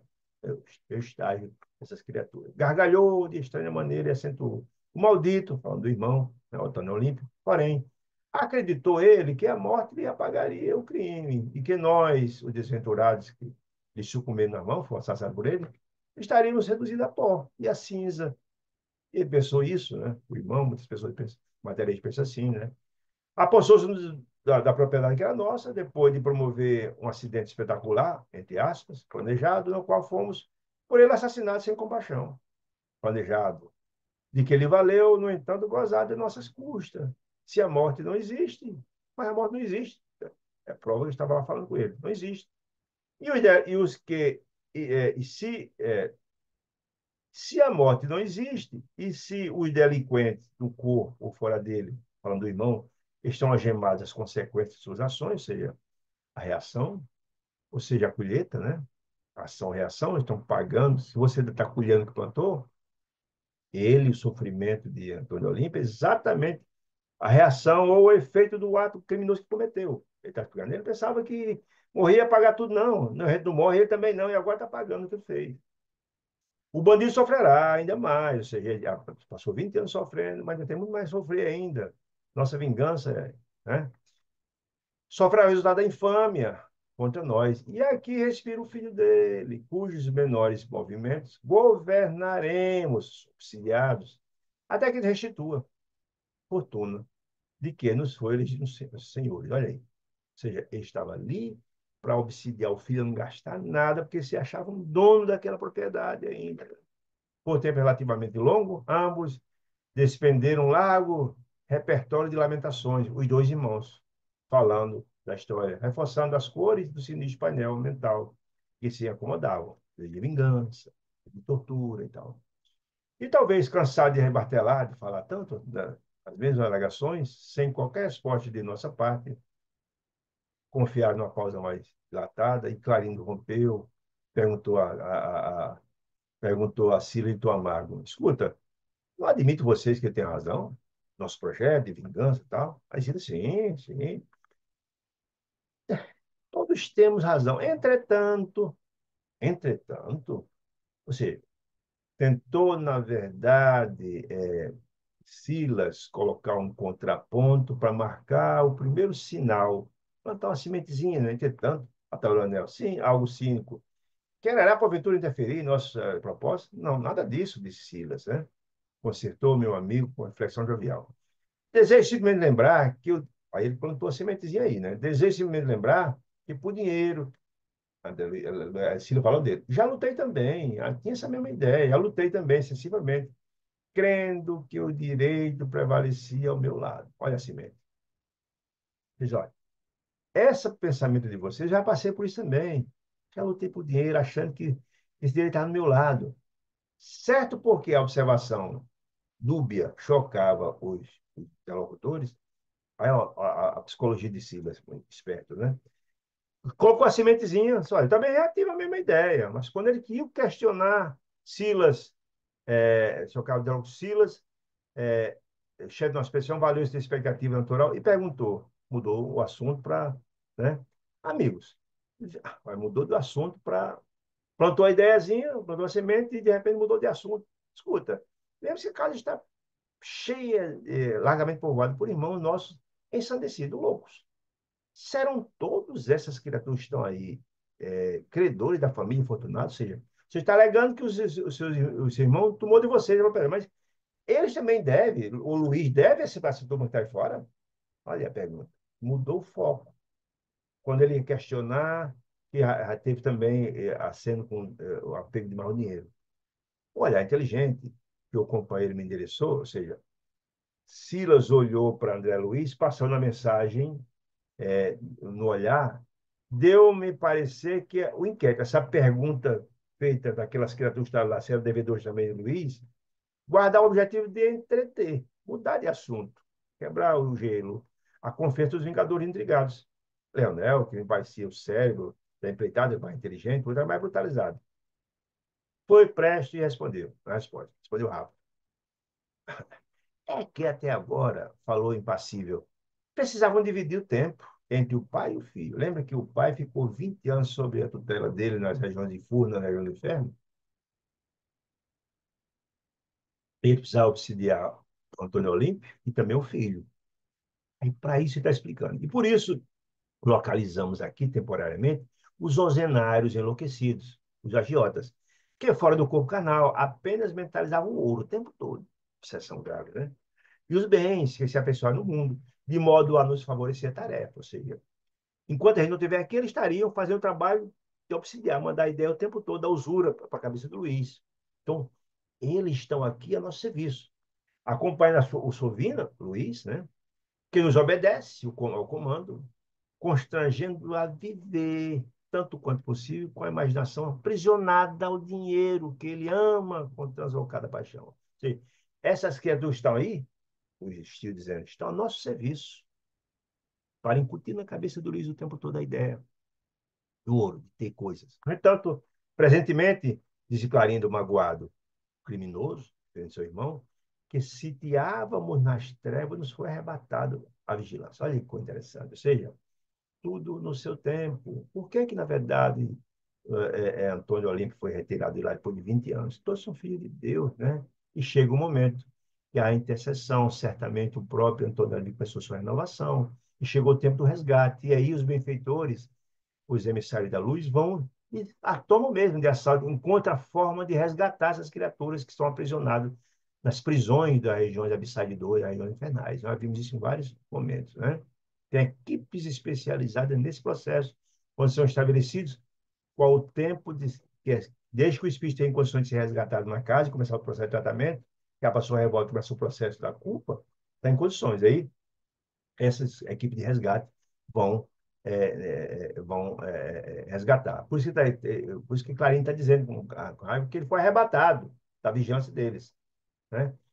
Disporemos de mais tempo para acelerar a nossa dessócia. Já que eu não estou mais lá perturbando dia e noite lá no Antônio Olímpio, não está mais sob nossa guarda, agora está o tempo todo aqui em cima de Luiz, acelerando o processo de enlouquecimento dele por dinheiro.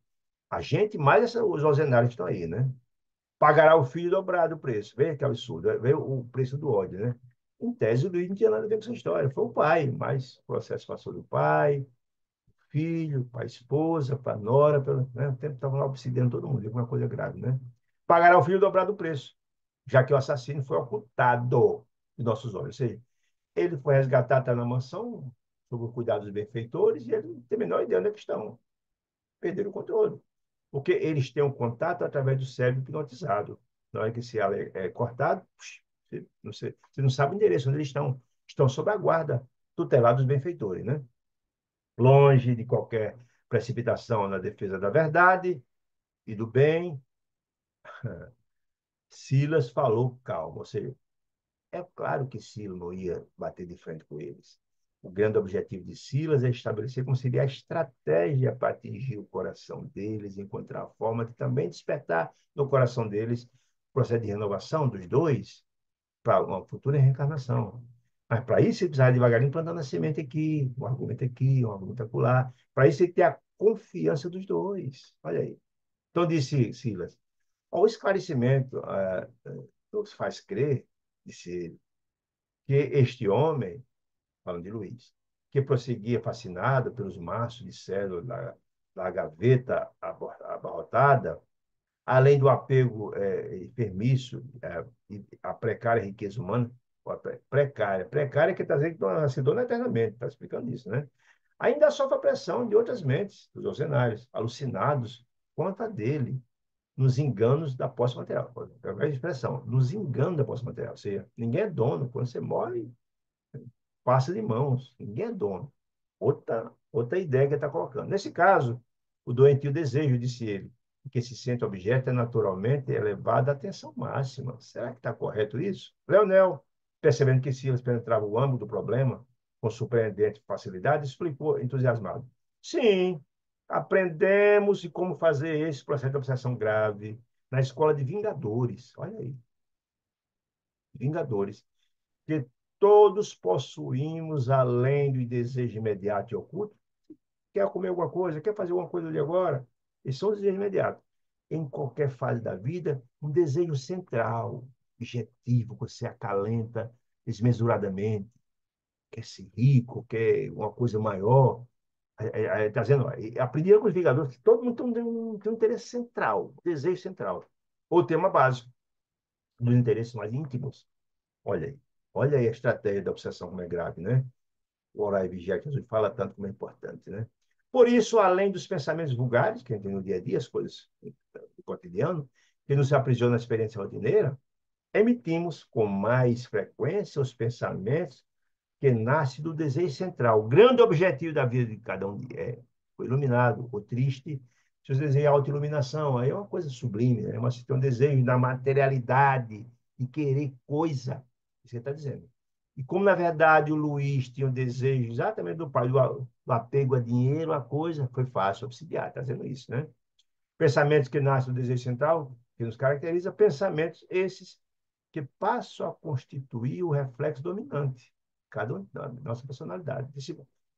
Vê que o observador está explicando como é que o processo se dá. Desse modo, é fácil conhecer a natureza de qualquer pessoa, qualquer plano, disse ele, através das ocupações e posições que preferir viver, quando está focado nos seus objetivos. Assim, é que a crueldade é o Olha, eu vou explicar. Ó. Crueldade é reflexo do criminoso. O reflexo do criminoso é a crueldade. O cara só comete crueldade porque é criminoso. Prazer de cometer o crime, né? Do usurário, quem tem o apego ao bem, ao dinheiro, às coisas, é o caso de Luiz, a cobiça. O cara quer ter sempre mais, mais, pegar dinheiro mais, ter que ficar mais rico. Né? Ao caluniador, gosta de caluniar, de mentir, a maledicência. Vive fazendo fofocas, mentindo, inventando coisas das pessoas. Né? Ao ironista, que gosta de ironia, o escárnio, gosta de escarnecer as pessoas, de brutalizar as pessoas. É, o desequilibrado é irritação. O cara que é desequilibrado só fica irritado. Tudo se irrita com facilidade, tudo tem cólera, né?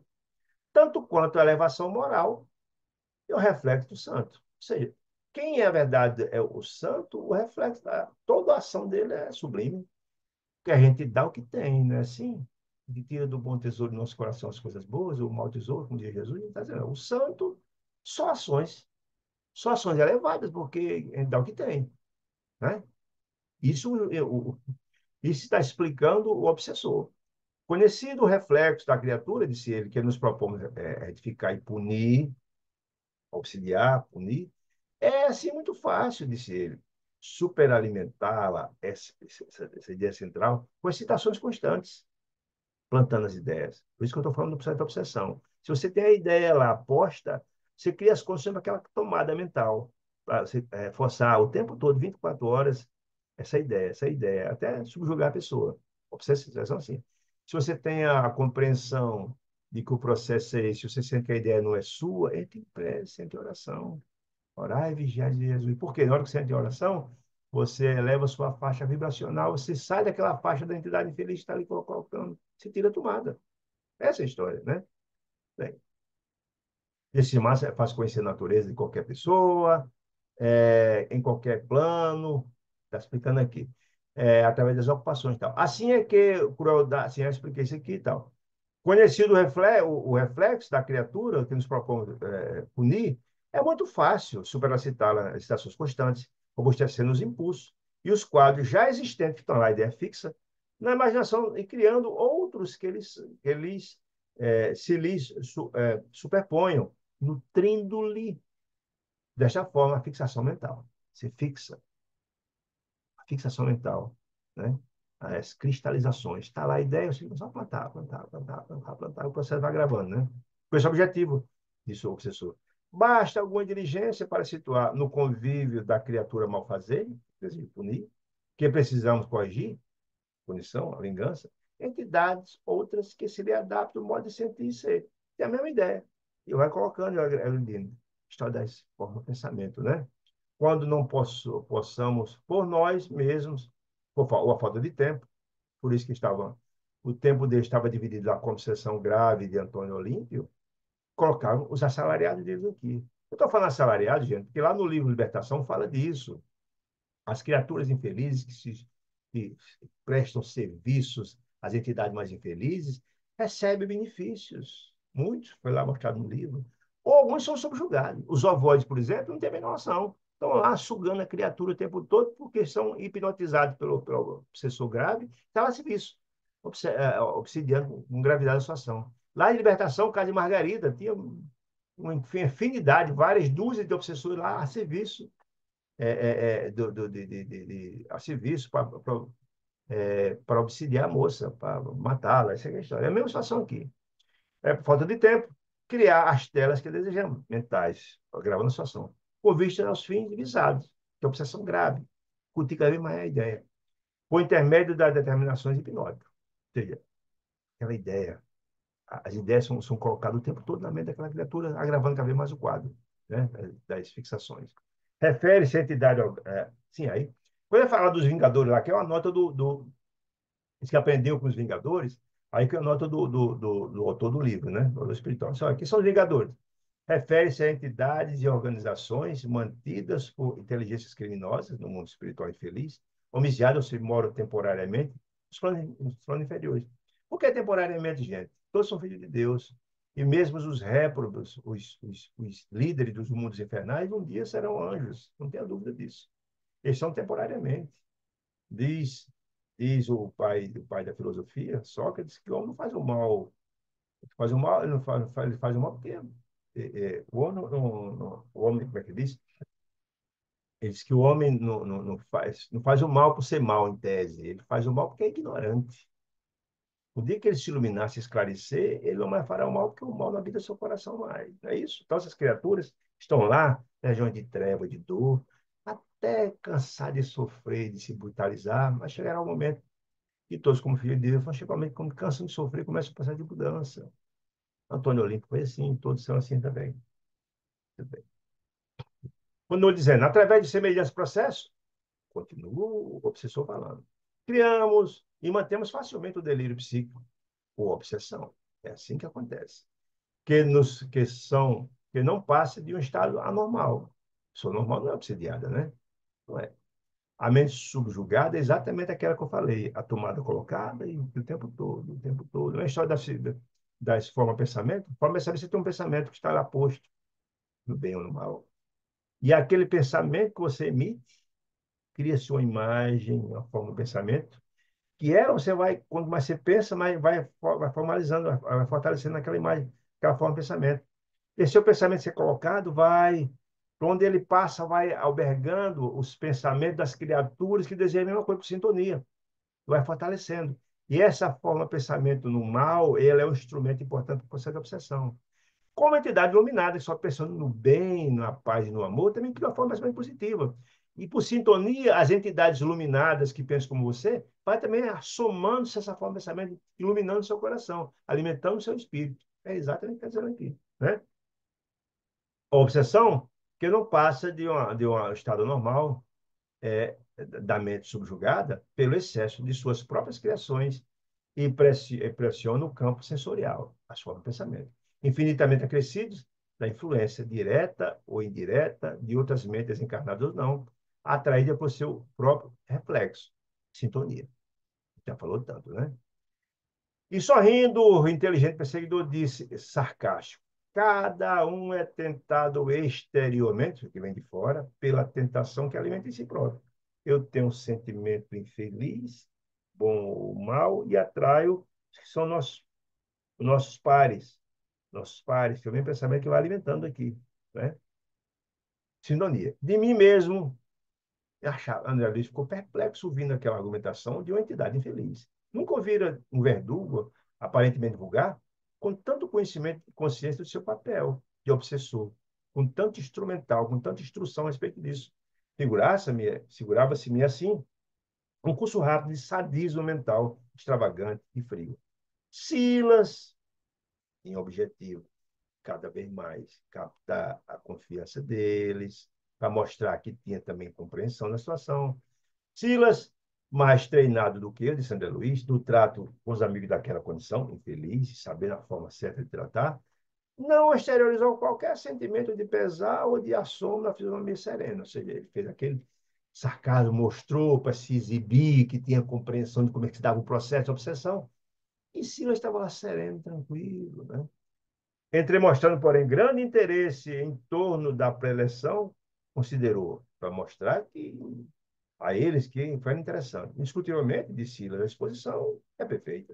Você, elogiamos, você entende mesmo do assunto. Cada qual de nós vive e respira, disse Silas, os reflexos de si mesmo. É colheita, né? Olha que planta. Engariando as influências felizes ou infelizes que nos mantém na situação que buscamos. Colhe o que planta. Disse ele, os céus, duas esferas superiores, são constituídos pelos reflexos dos espíritos santificados. E o inferno, quando ele diz o inferno, a entidade infeliz lá diz, é reflexo de nós mesmos. Completou Leonel com uma gargalhada, assim, dizendo feliz que era um habitante do inferno. Né? Ou seja, querendo dizer claramente que cada um de nós escolhe o que planta. Né? Os céus constituem reflexo o sentimento dos corações santificados. E as entidades infelizes atraem também os sentimentos, os pensamentos das regiões infernais. Creio que, em me assinalando o interesse, a André Luiz captou a ideia de Silas, com o objetivo de pegar apontamentos e aprendizado para o livro, disse, creio que, em se me assinalando o interesse no aprendizado no curso, Silas pediu a Clarindo alguma demonstração prática do que afirmara, teorizando para nosso estudo ao que ele assentiu com prazer, informando. Ou seja, ele se sentiu valorizadíssimo, o Clarindo, né? Mais ignorante dos dois. Escuta, você pode, Clarindo, demonstrar na prática, você fala na teoria como é que o processo acontece. Você pode, na prática, me explicar. Aí ele ficou todo, né? Ficou todo vaidoso. Ah, tranquilo, disse ele. O avarento, sob nossa vista, guardava o propósito de comprar. Sim, assim, com prazer. Quem está falando do avarento? Está falando de Luiz, né? O avarento sob nossa vista guardava o propósito de comprar ou extorquir determinada gleba, terra vizinha dele, a qualquer preço. Mesmo se tratando de transação criminosa. O objetivo é tão grande, o apego, a coisa, mesmo que fosse uma coisa criminosa, para valorizar as aguadas da propriedade, a que nos pertence. Que aguada? Era que um lago grande, certamente esse lago também chegava à propriedade vizinha, e ele tinha interesse em comprar também aquela para ser o dono de tudo, para ficar mais valorizado ainda, né? Tratando de assunto do tema essencial da existência dele, que é só o apego, a coisa, bem, que é a cobiça, isso está aqui na falando é Clarindo, vou demonstrar. A cobiça facilmente recolherá as imagens que eu lhe desejo transmitir, no processo de obsessão, utilizando a própria onda mental em que as suas ideias habitualmente se exprimem. Ou seja, a ideia dele é apego. Se eu lançar uma ideia interessante, o interesse dele, ele vai captar na hora. Esse é o processo obsessivo grave, né? Só um pensamento. E passando essa palavra ação, colocou a destra, a mão direita, sobre a fronte de Luiz, estava desdobrado, no espírito, mantendo-se em profunda atenção do hipnotizador governando a presa. Ele, hipnotizador, hipnotizou facilmente Luiz, tá lá, para demonstrar. Você lembra que Silas pediu para ele demonstrar? Você falou a teoria, ganhou na prática. Ah, agora. Vimos o pobre amigo, Luiz, desligado do corpo físico, regalar os olhos com volúpia de faminto que contempla um prato saboroso. A distância de exibir uma carantona de maldade satisfeita, falando a sós, que ele percebia que estava de lado, né? Faixa vibratória diferente. Agora as ideias serão minhas. Ele captou imediatamente as ideias plantadas por hipnose na mente de Luiz, Clarindo, né? Agora as ideias serão minhas, muito minhas. Ninguém concorrerá aos meus preços. Vou comprar de qualquer jeito. Ninguém. Logo após, afastou-se lépido para a expressão, com a expressão indefinível de um louco, com a ideia fixa que foi colocada na mente dele por Clarindo. Acompanhamos até a saída e de extensa varanda poderíamos vê-lo avançando às pressas, desaparecendo no fim do grande maciço de arvoredo próximo, na direção da fazendola fronteiriça. Viram? Que fazendola fronteiriça? Que ele disse que estava à venda, que estava falindo, que ele comprava no leilão e tal. Exclamou Leonel contente. Está vendo a demonstração?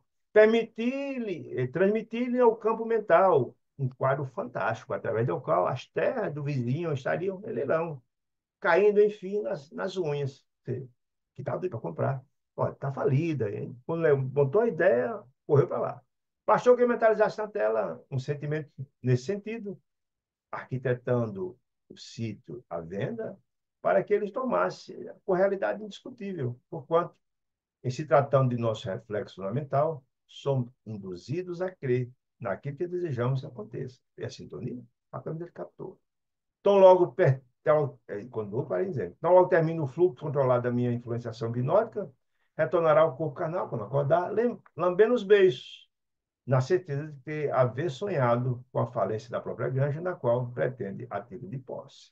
Você aguçou o ponto central, que é a cobiça dele, né? Silas, com manifesta intenção, ajuntou sereno. Ah, sim, concordou com ele, né?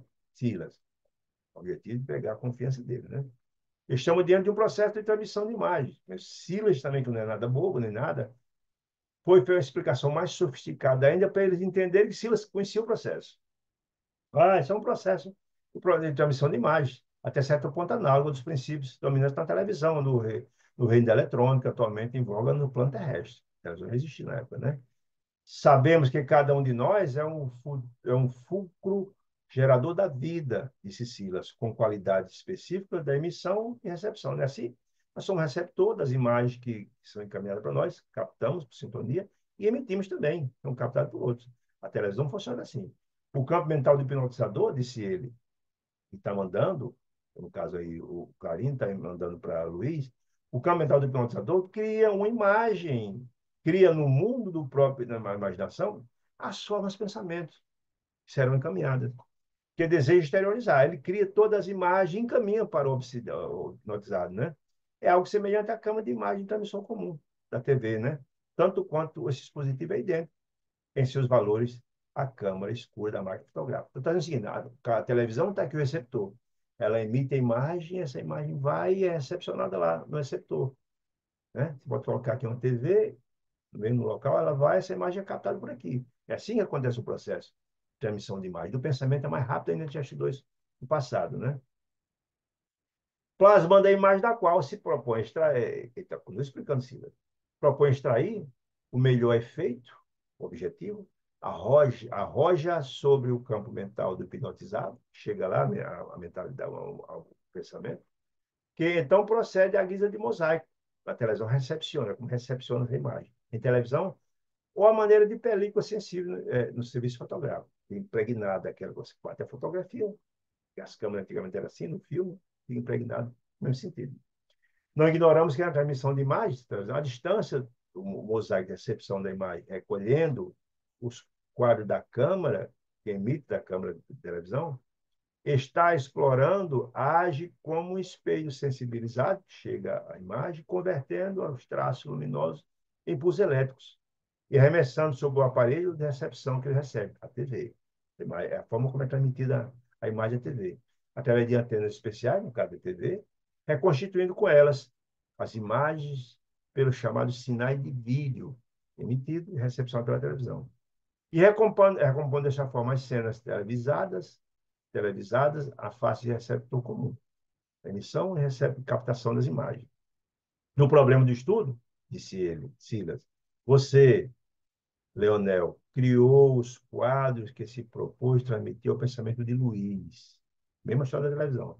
E usando as forças positivas da sua vontade, coloriu-os, essa vontade, com seus recursos de concentração, para poder atingir o objetivo na sua própria mente, que funcionou como a câmara de imagem, emitindo a imagem que ele recepcionou. Aproveitando a energia mental sua, muito mais poderosa do que da eletrônica, o pensamento é muito mais rápido, projetou-os como legítimo hipnotizador. Chegou lá no hipnotizado. Sobre o campo mental de Luiz, que funcionou qual mosaico, recepcionando, transformando as impressões recebidas em impulsos magnéticos, a reconstituírem as formas de pensamento, emitidas, reconstituírem, recepcionadas, plasmadas por você nos centros cerebrais, por intermédio dos nervos, como forças antenas, que desempenham um papel de antenas específicas, a lhes fixarem as particularidades na esfera dos sentidos, num perfeito jogo alucinatório. O que você mandou foi captado por eles, e ele captou, em que o som e a imagem entrosam harmoniosamente, como acontece na televisão, e com a imagem e o som se associando com o apoio facilmente eficiente dos aparelhos conjugados, apresentando no receptor uma sequência de quadros que podemos considerar como sendo miragens técnicas. Ou seja, ele está dizendo que o processo de obsessão é mais ou menos da mesma forma. Você manda a imagem para o hipnotizador e essa imagem é captada pelo hipnotizado do mesmo jeito, se fixa, né? Se você está em sintonia, obviamente, né? Só hipnotiza sua obsessão quando você está na mesma sintonia. Por isso a ideia, o conselho de azul de vigiar e orar é importante. Só a obsessão das criaturas que têm receptividade para. Quem está sempre impresso, quando sente uma ideia que não é sua, chegar, entra impresso, você muda de faixa e a tomada é retirada. Mas a ideia de Silas aqui foi muito interessante para mostrar que Silas tinha conhecimento do processo todo. Porque quando eles, os Vingadores, falavam, se vangloriavam por saber, queriam mostrar que eram superiores. E Silas, mas não, eu também tenho conhecimento disso. Vou explicar, mas foi mais sofisticado ainda. Os Vingadores, tanto quanto eu mesmo, registraram o esclarecimento, somente surpreendidos. Eles ficaram muito surpreendidos com a sofisticada explicação de Silas. Poxa, o camarada entende o assunto. Silas, psicólogo de Sandra Luiz Valeiras, da argumentação à altura, para que assinaláramos, assinalavam da boca de Leonel, certamente para cientificar os deuses dos Vingadores, e que ele também, Silas, conhecia os processos de obsessão em suas minudências. Leonel, muito admirado, abraçou Silas e exclamou: companheiro, de que escola procede de você? Ou seja, nós somos da escola dos Vingadores. E você? De que escola da região infernal você procede? Com tão sofisticada explicação. Sua inteligência interessa-nos. Olha aí. Ou seja, de repente, interesse. O chefe, Silas, nossa expedição, pronunciou alguns monossílabos. E chamando de retirado, chamando de você retirar. Só, nós temos isso a fazer agora, não dá para ter detalhes, etc. Isso é definido, né? Mas os dois, Vingadores, avezados à rebeldia, perguntaram estranho olhar um com o outro, como a dizer entre si que pertencíamos a algum núcleo infernal distante que ele não convinha molestar. Esses camaradas são especializados. Podemos encontrar eles, não. Né? Insistiram, porém, conosco que retornássemos de interesse. E é exatamente o que Silas queria. Convite a voltar para continuar a estudar a melhor forma de trabalhar a mente deles para essa renovação. Né? Retornassem no dia seguinte para a troca de ideias. Só precisa assimilar mais coisas de vocês, que sabem muita coisa. Ao que Silas anuiu, com satisfação, ou seja, confiança. Exatamente o que Silas queria era ter a confiança deles, para que eles pudessem gradativamente ir trabalhando. Quem leu o livro lá, o livro Libertação, lembra da foi a estratégia de Gúlio, junto aos obsessores. Trabalhou, teve a confiança deles, foi mudando, ajudando, servindo a eles, e aí eles foram sensibilizando. É o processo. Só amor é capaz de vencer o ódio, só a luz é capaz de vencer as trevas, e a estratégia é fundamental. As criaturas iluminadas têm essa capacidade de planejar com sabedoria, né? Para atingir o objetivo. Mais alguns minutos, e aí Silas, em minha companhia, se ausentaram, retirou a Alzira e Hilário, que estava lá no exterior, na sala da esposa de Luiz, no quarto da esposa de Luiz, colocando-os todos em regresso à mansão. Vamos embora. O prestigiado servidor mantinha silencioso, pensando no que tinha feito, né? Contudo, diante de minha perplexidade, disse: Não, Luiz. Ele captou o pensamento de André Luiz: Não, André, ainda é cedo apresentar os IRA aos informados verdugos. Não, não é um momento, não precipitar, não. Tem que prepará-los primeiro, para que o auxílio consiga sensibilizá-lo. É um processo, ele tem que planejar. Pela conversação de Leonel, disse ele, percebi que cruzamos, Cecília explicando, o caminho de duas vigorosas inteligências. E a gente precisa trabalhar com muito cautela, senão não vai conseguir o objetivo. Cuja modificação deles, de Leonel e o outro, cuja inteligência inicial, cuja modificação inicial há de ser feita com amor, para a realização com segurança. Tem que ter planejamento. Se não for feito um planejamento, não vai ter êxito. Voltaremos amanhã, disse Silas, sem a presença de nossa amiga, de Alzira, para o entendimento mais estável com os dois verdugos, e por isso mesmo mais valioso. Passei deste modo a esperar ansiosamente o dia seguinte, disse André Luiz. Ou seja, o processo de planejamento estava sendo posto. E aqui eu trouxe aquela poesia lindíssima do livro Momento de Ouro, de vários espíritos, como Chico Xavier, que é retrato de mãe, que é lindo, que mostra o momento em que, na verdade, Maria, Mãe Santíssima, vai resgatar Judas do mundo da região infernal. Olha aí, que gesto de amor daquele entregou. Depois de muito tempo, sobre os quadros sombrios do Calvário, Judas cego no além, errava solitário. Era triste a paisagem, o céu era nevoento. Cansado de remorso e sofrimento, sentaram-se a chorar. Nisso, nobre mulher dos planos superiores, embada de celestes esplendores, vê que poesia linda, né? E o conteúdo também.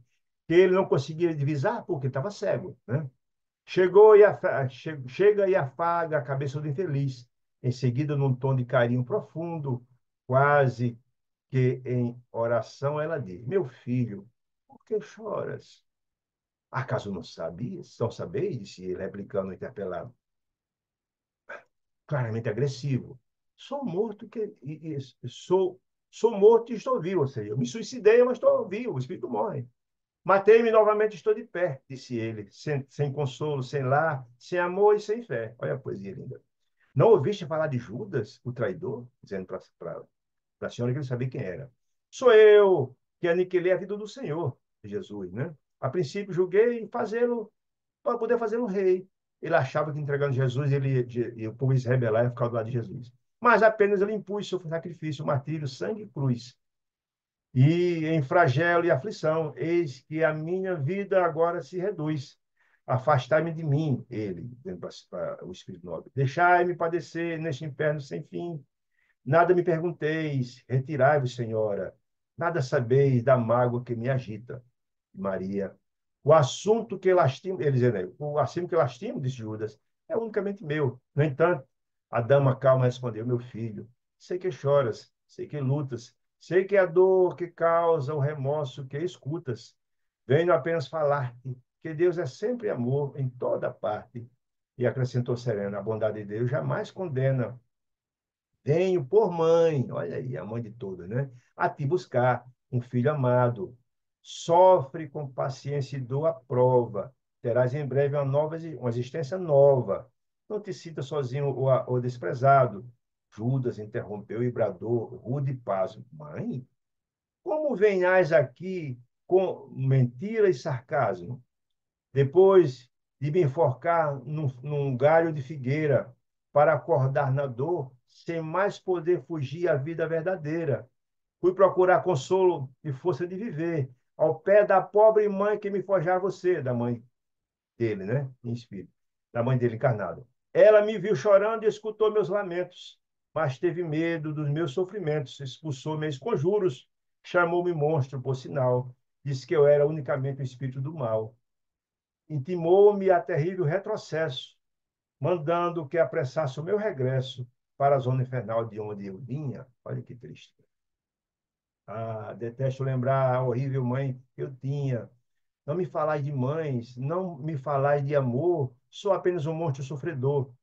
Ainda assim, disse a dama docemente, por mais que recuses, não me altero. Amo-te, filho meu, amo-te e quero ver-te de novo a vida maravilhosamente revestida de paz e luz, fé e elevação. Virás comigo à terra, encarnais. Poderás pouco a pouco, perderás pouco a pouco o ano violento. Terás o coração nas águas bendito do esquecimento, que é a encarnação. Uma existência de esperança, levar-te-ei comigo a remansoso abrigo, novo lar. Dar-te-ei outra mãe, pensa e descansa. E Judas, nesse instante, como que olvidasse o próprio dor gigante, tocado, né? Por esse gesto lindo, ou como quem se desgarra de pesadelo atroz, pergunta: quem sois vós? Que me falais assim, sabendo-me traidor? Sou divina mulher, irradiando amor, ou anjo celestial a quem presinto a luz? No entanto, ela fita-lo frente a frente, respondendo simplesmente: meu filho, eu sou a mãe de Jesus. Veja que coisa linda e emocionante. Maravilhoso, meus amados amigos. Aqui a gente conclui o capítulo 8 desse maravilhoso livro, né? Ação e Reação. Se tiver alguma pergunta, estamos aqui à disposição para esclarecer, se for possível. Se não, queria agradecer a presença de cada um de vocês nesses 8 capítulos. Vou fazer na próxima segunda-feira, dia 6, uma cirurgia cardíaca e me ausentarei por um tempo, até que os médicos me liberem. E aí, se Deus nos permitir, retornaremos para o capítulo 9, na data que eu não posso ainda dizer agora, porque não posso afirmar. Esperamos estar juntos em breve, se Deus assim nos permitir. Fiquem com Deus, uma excelente semana, muita paz. Que assim seja.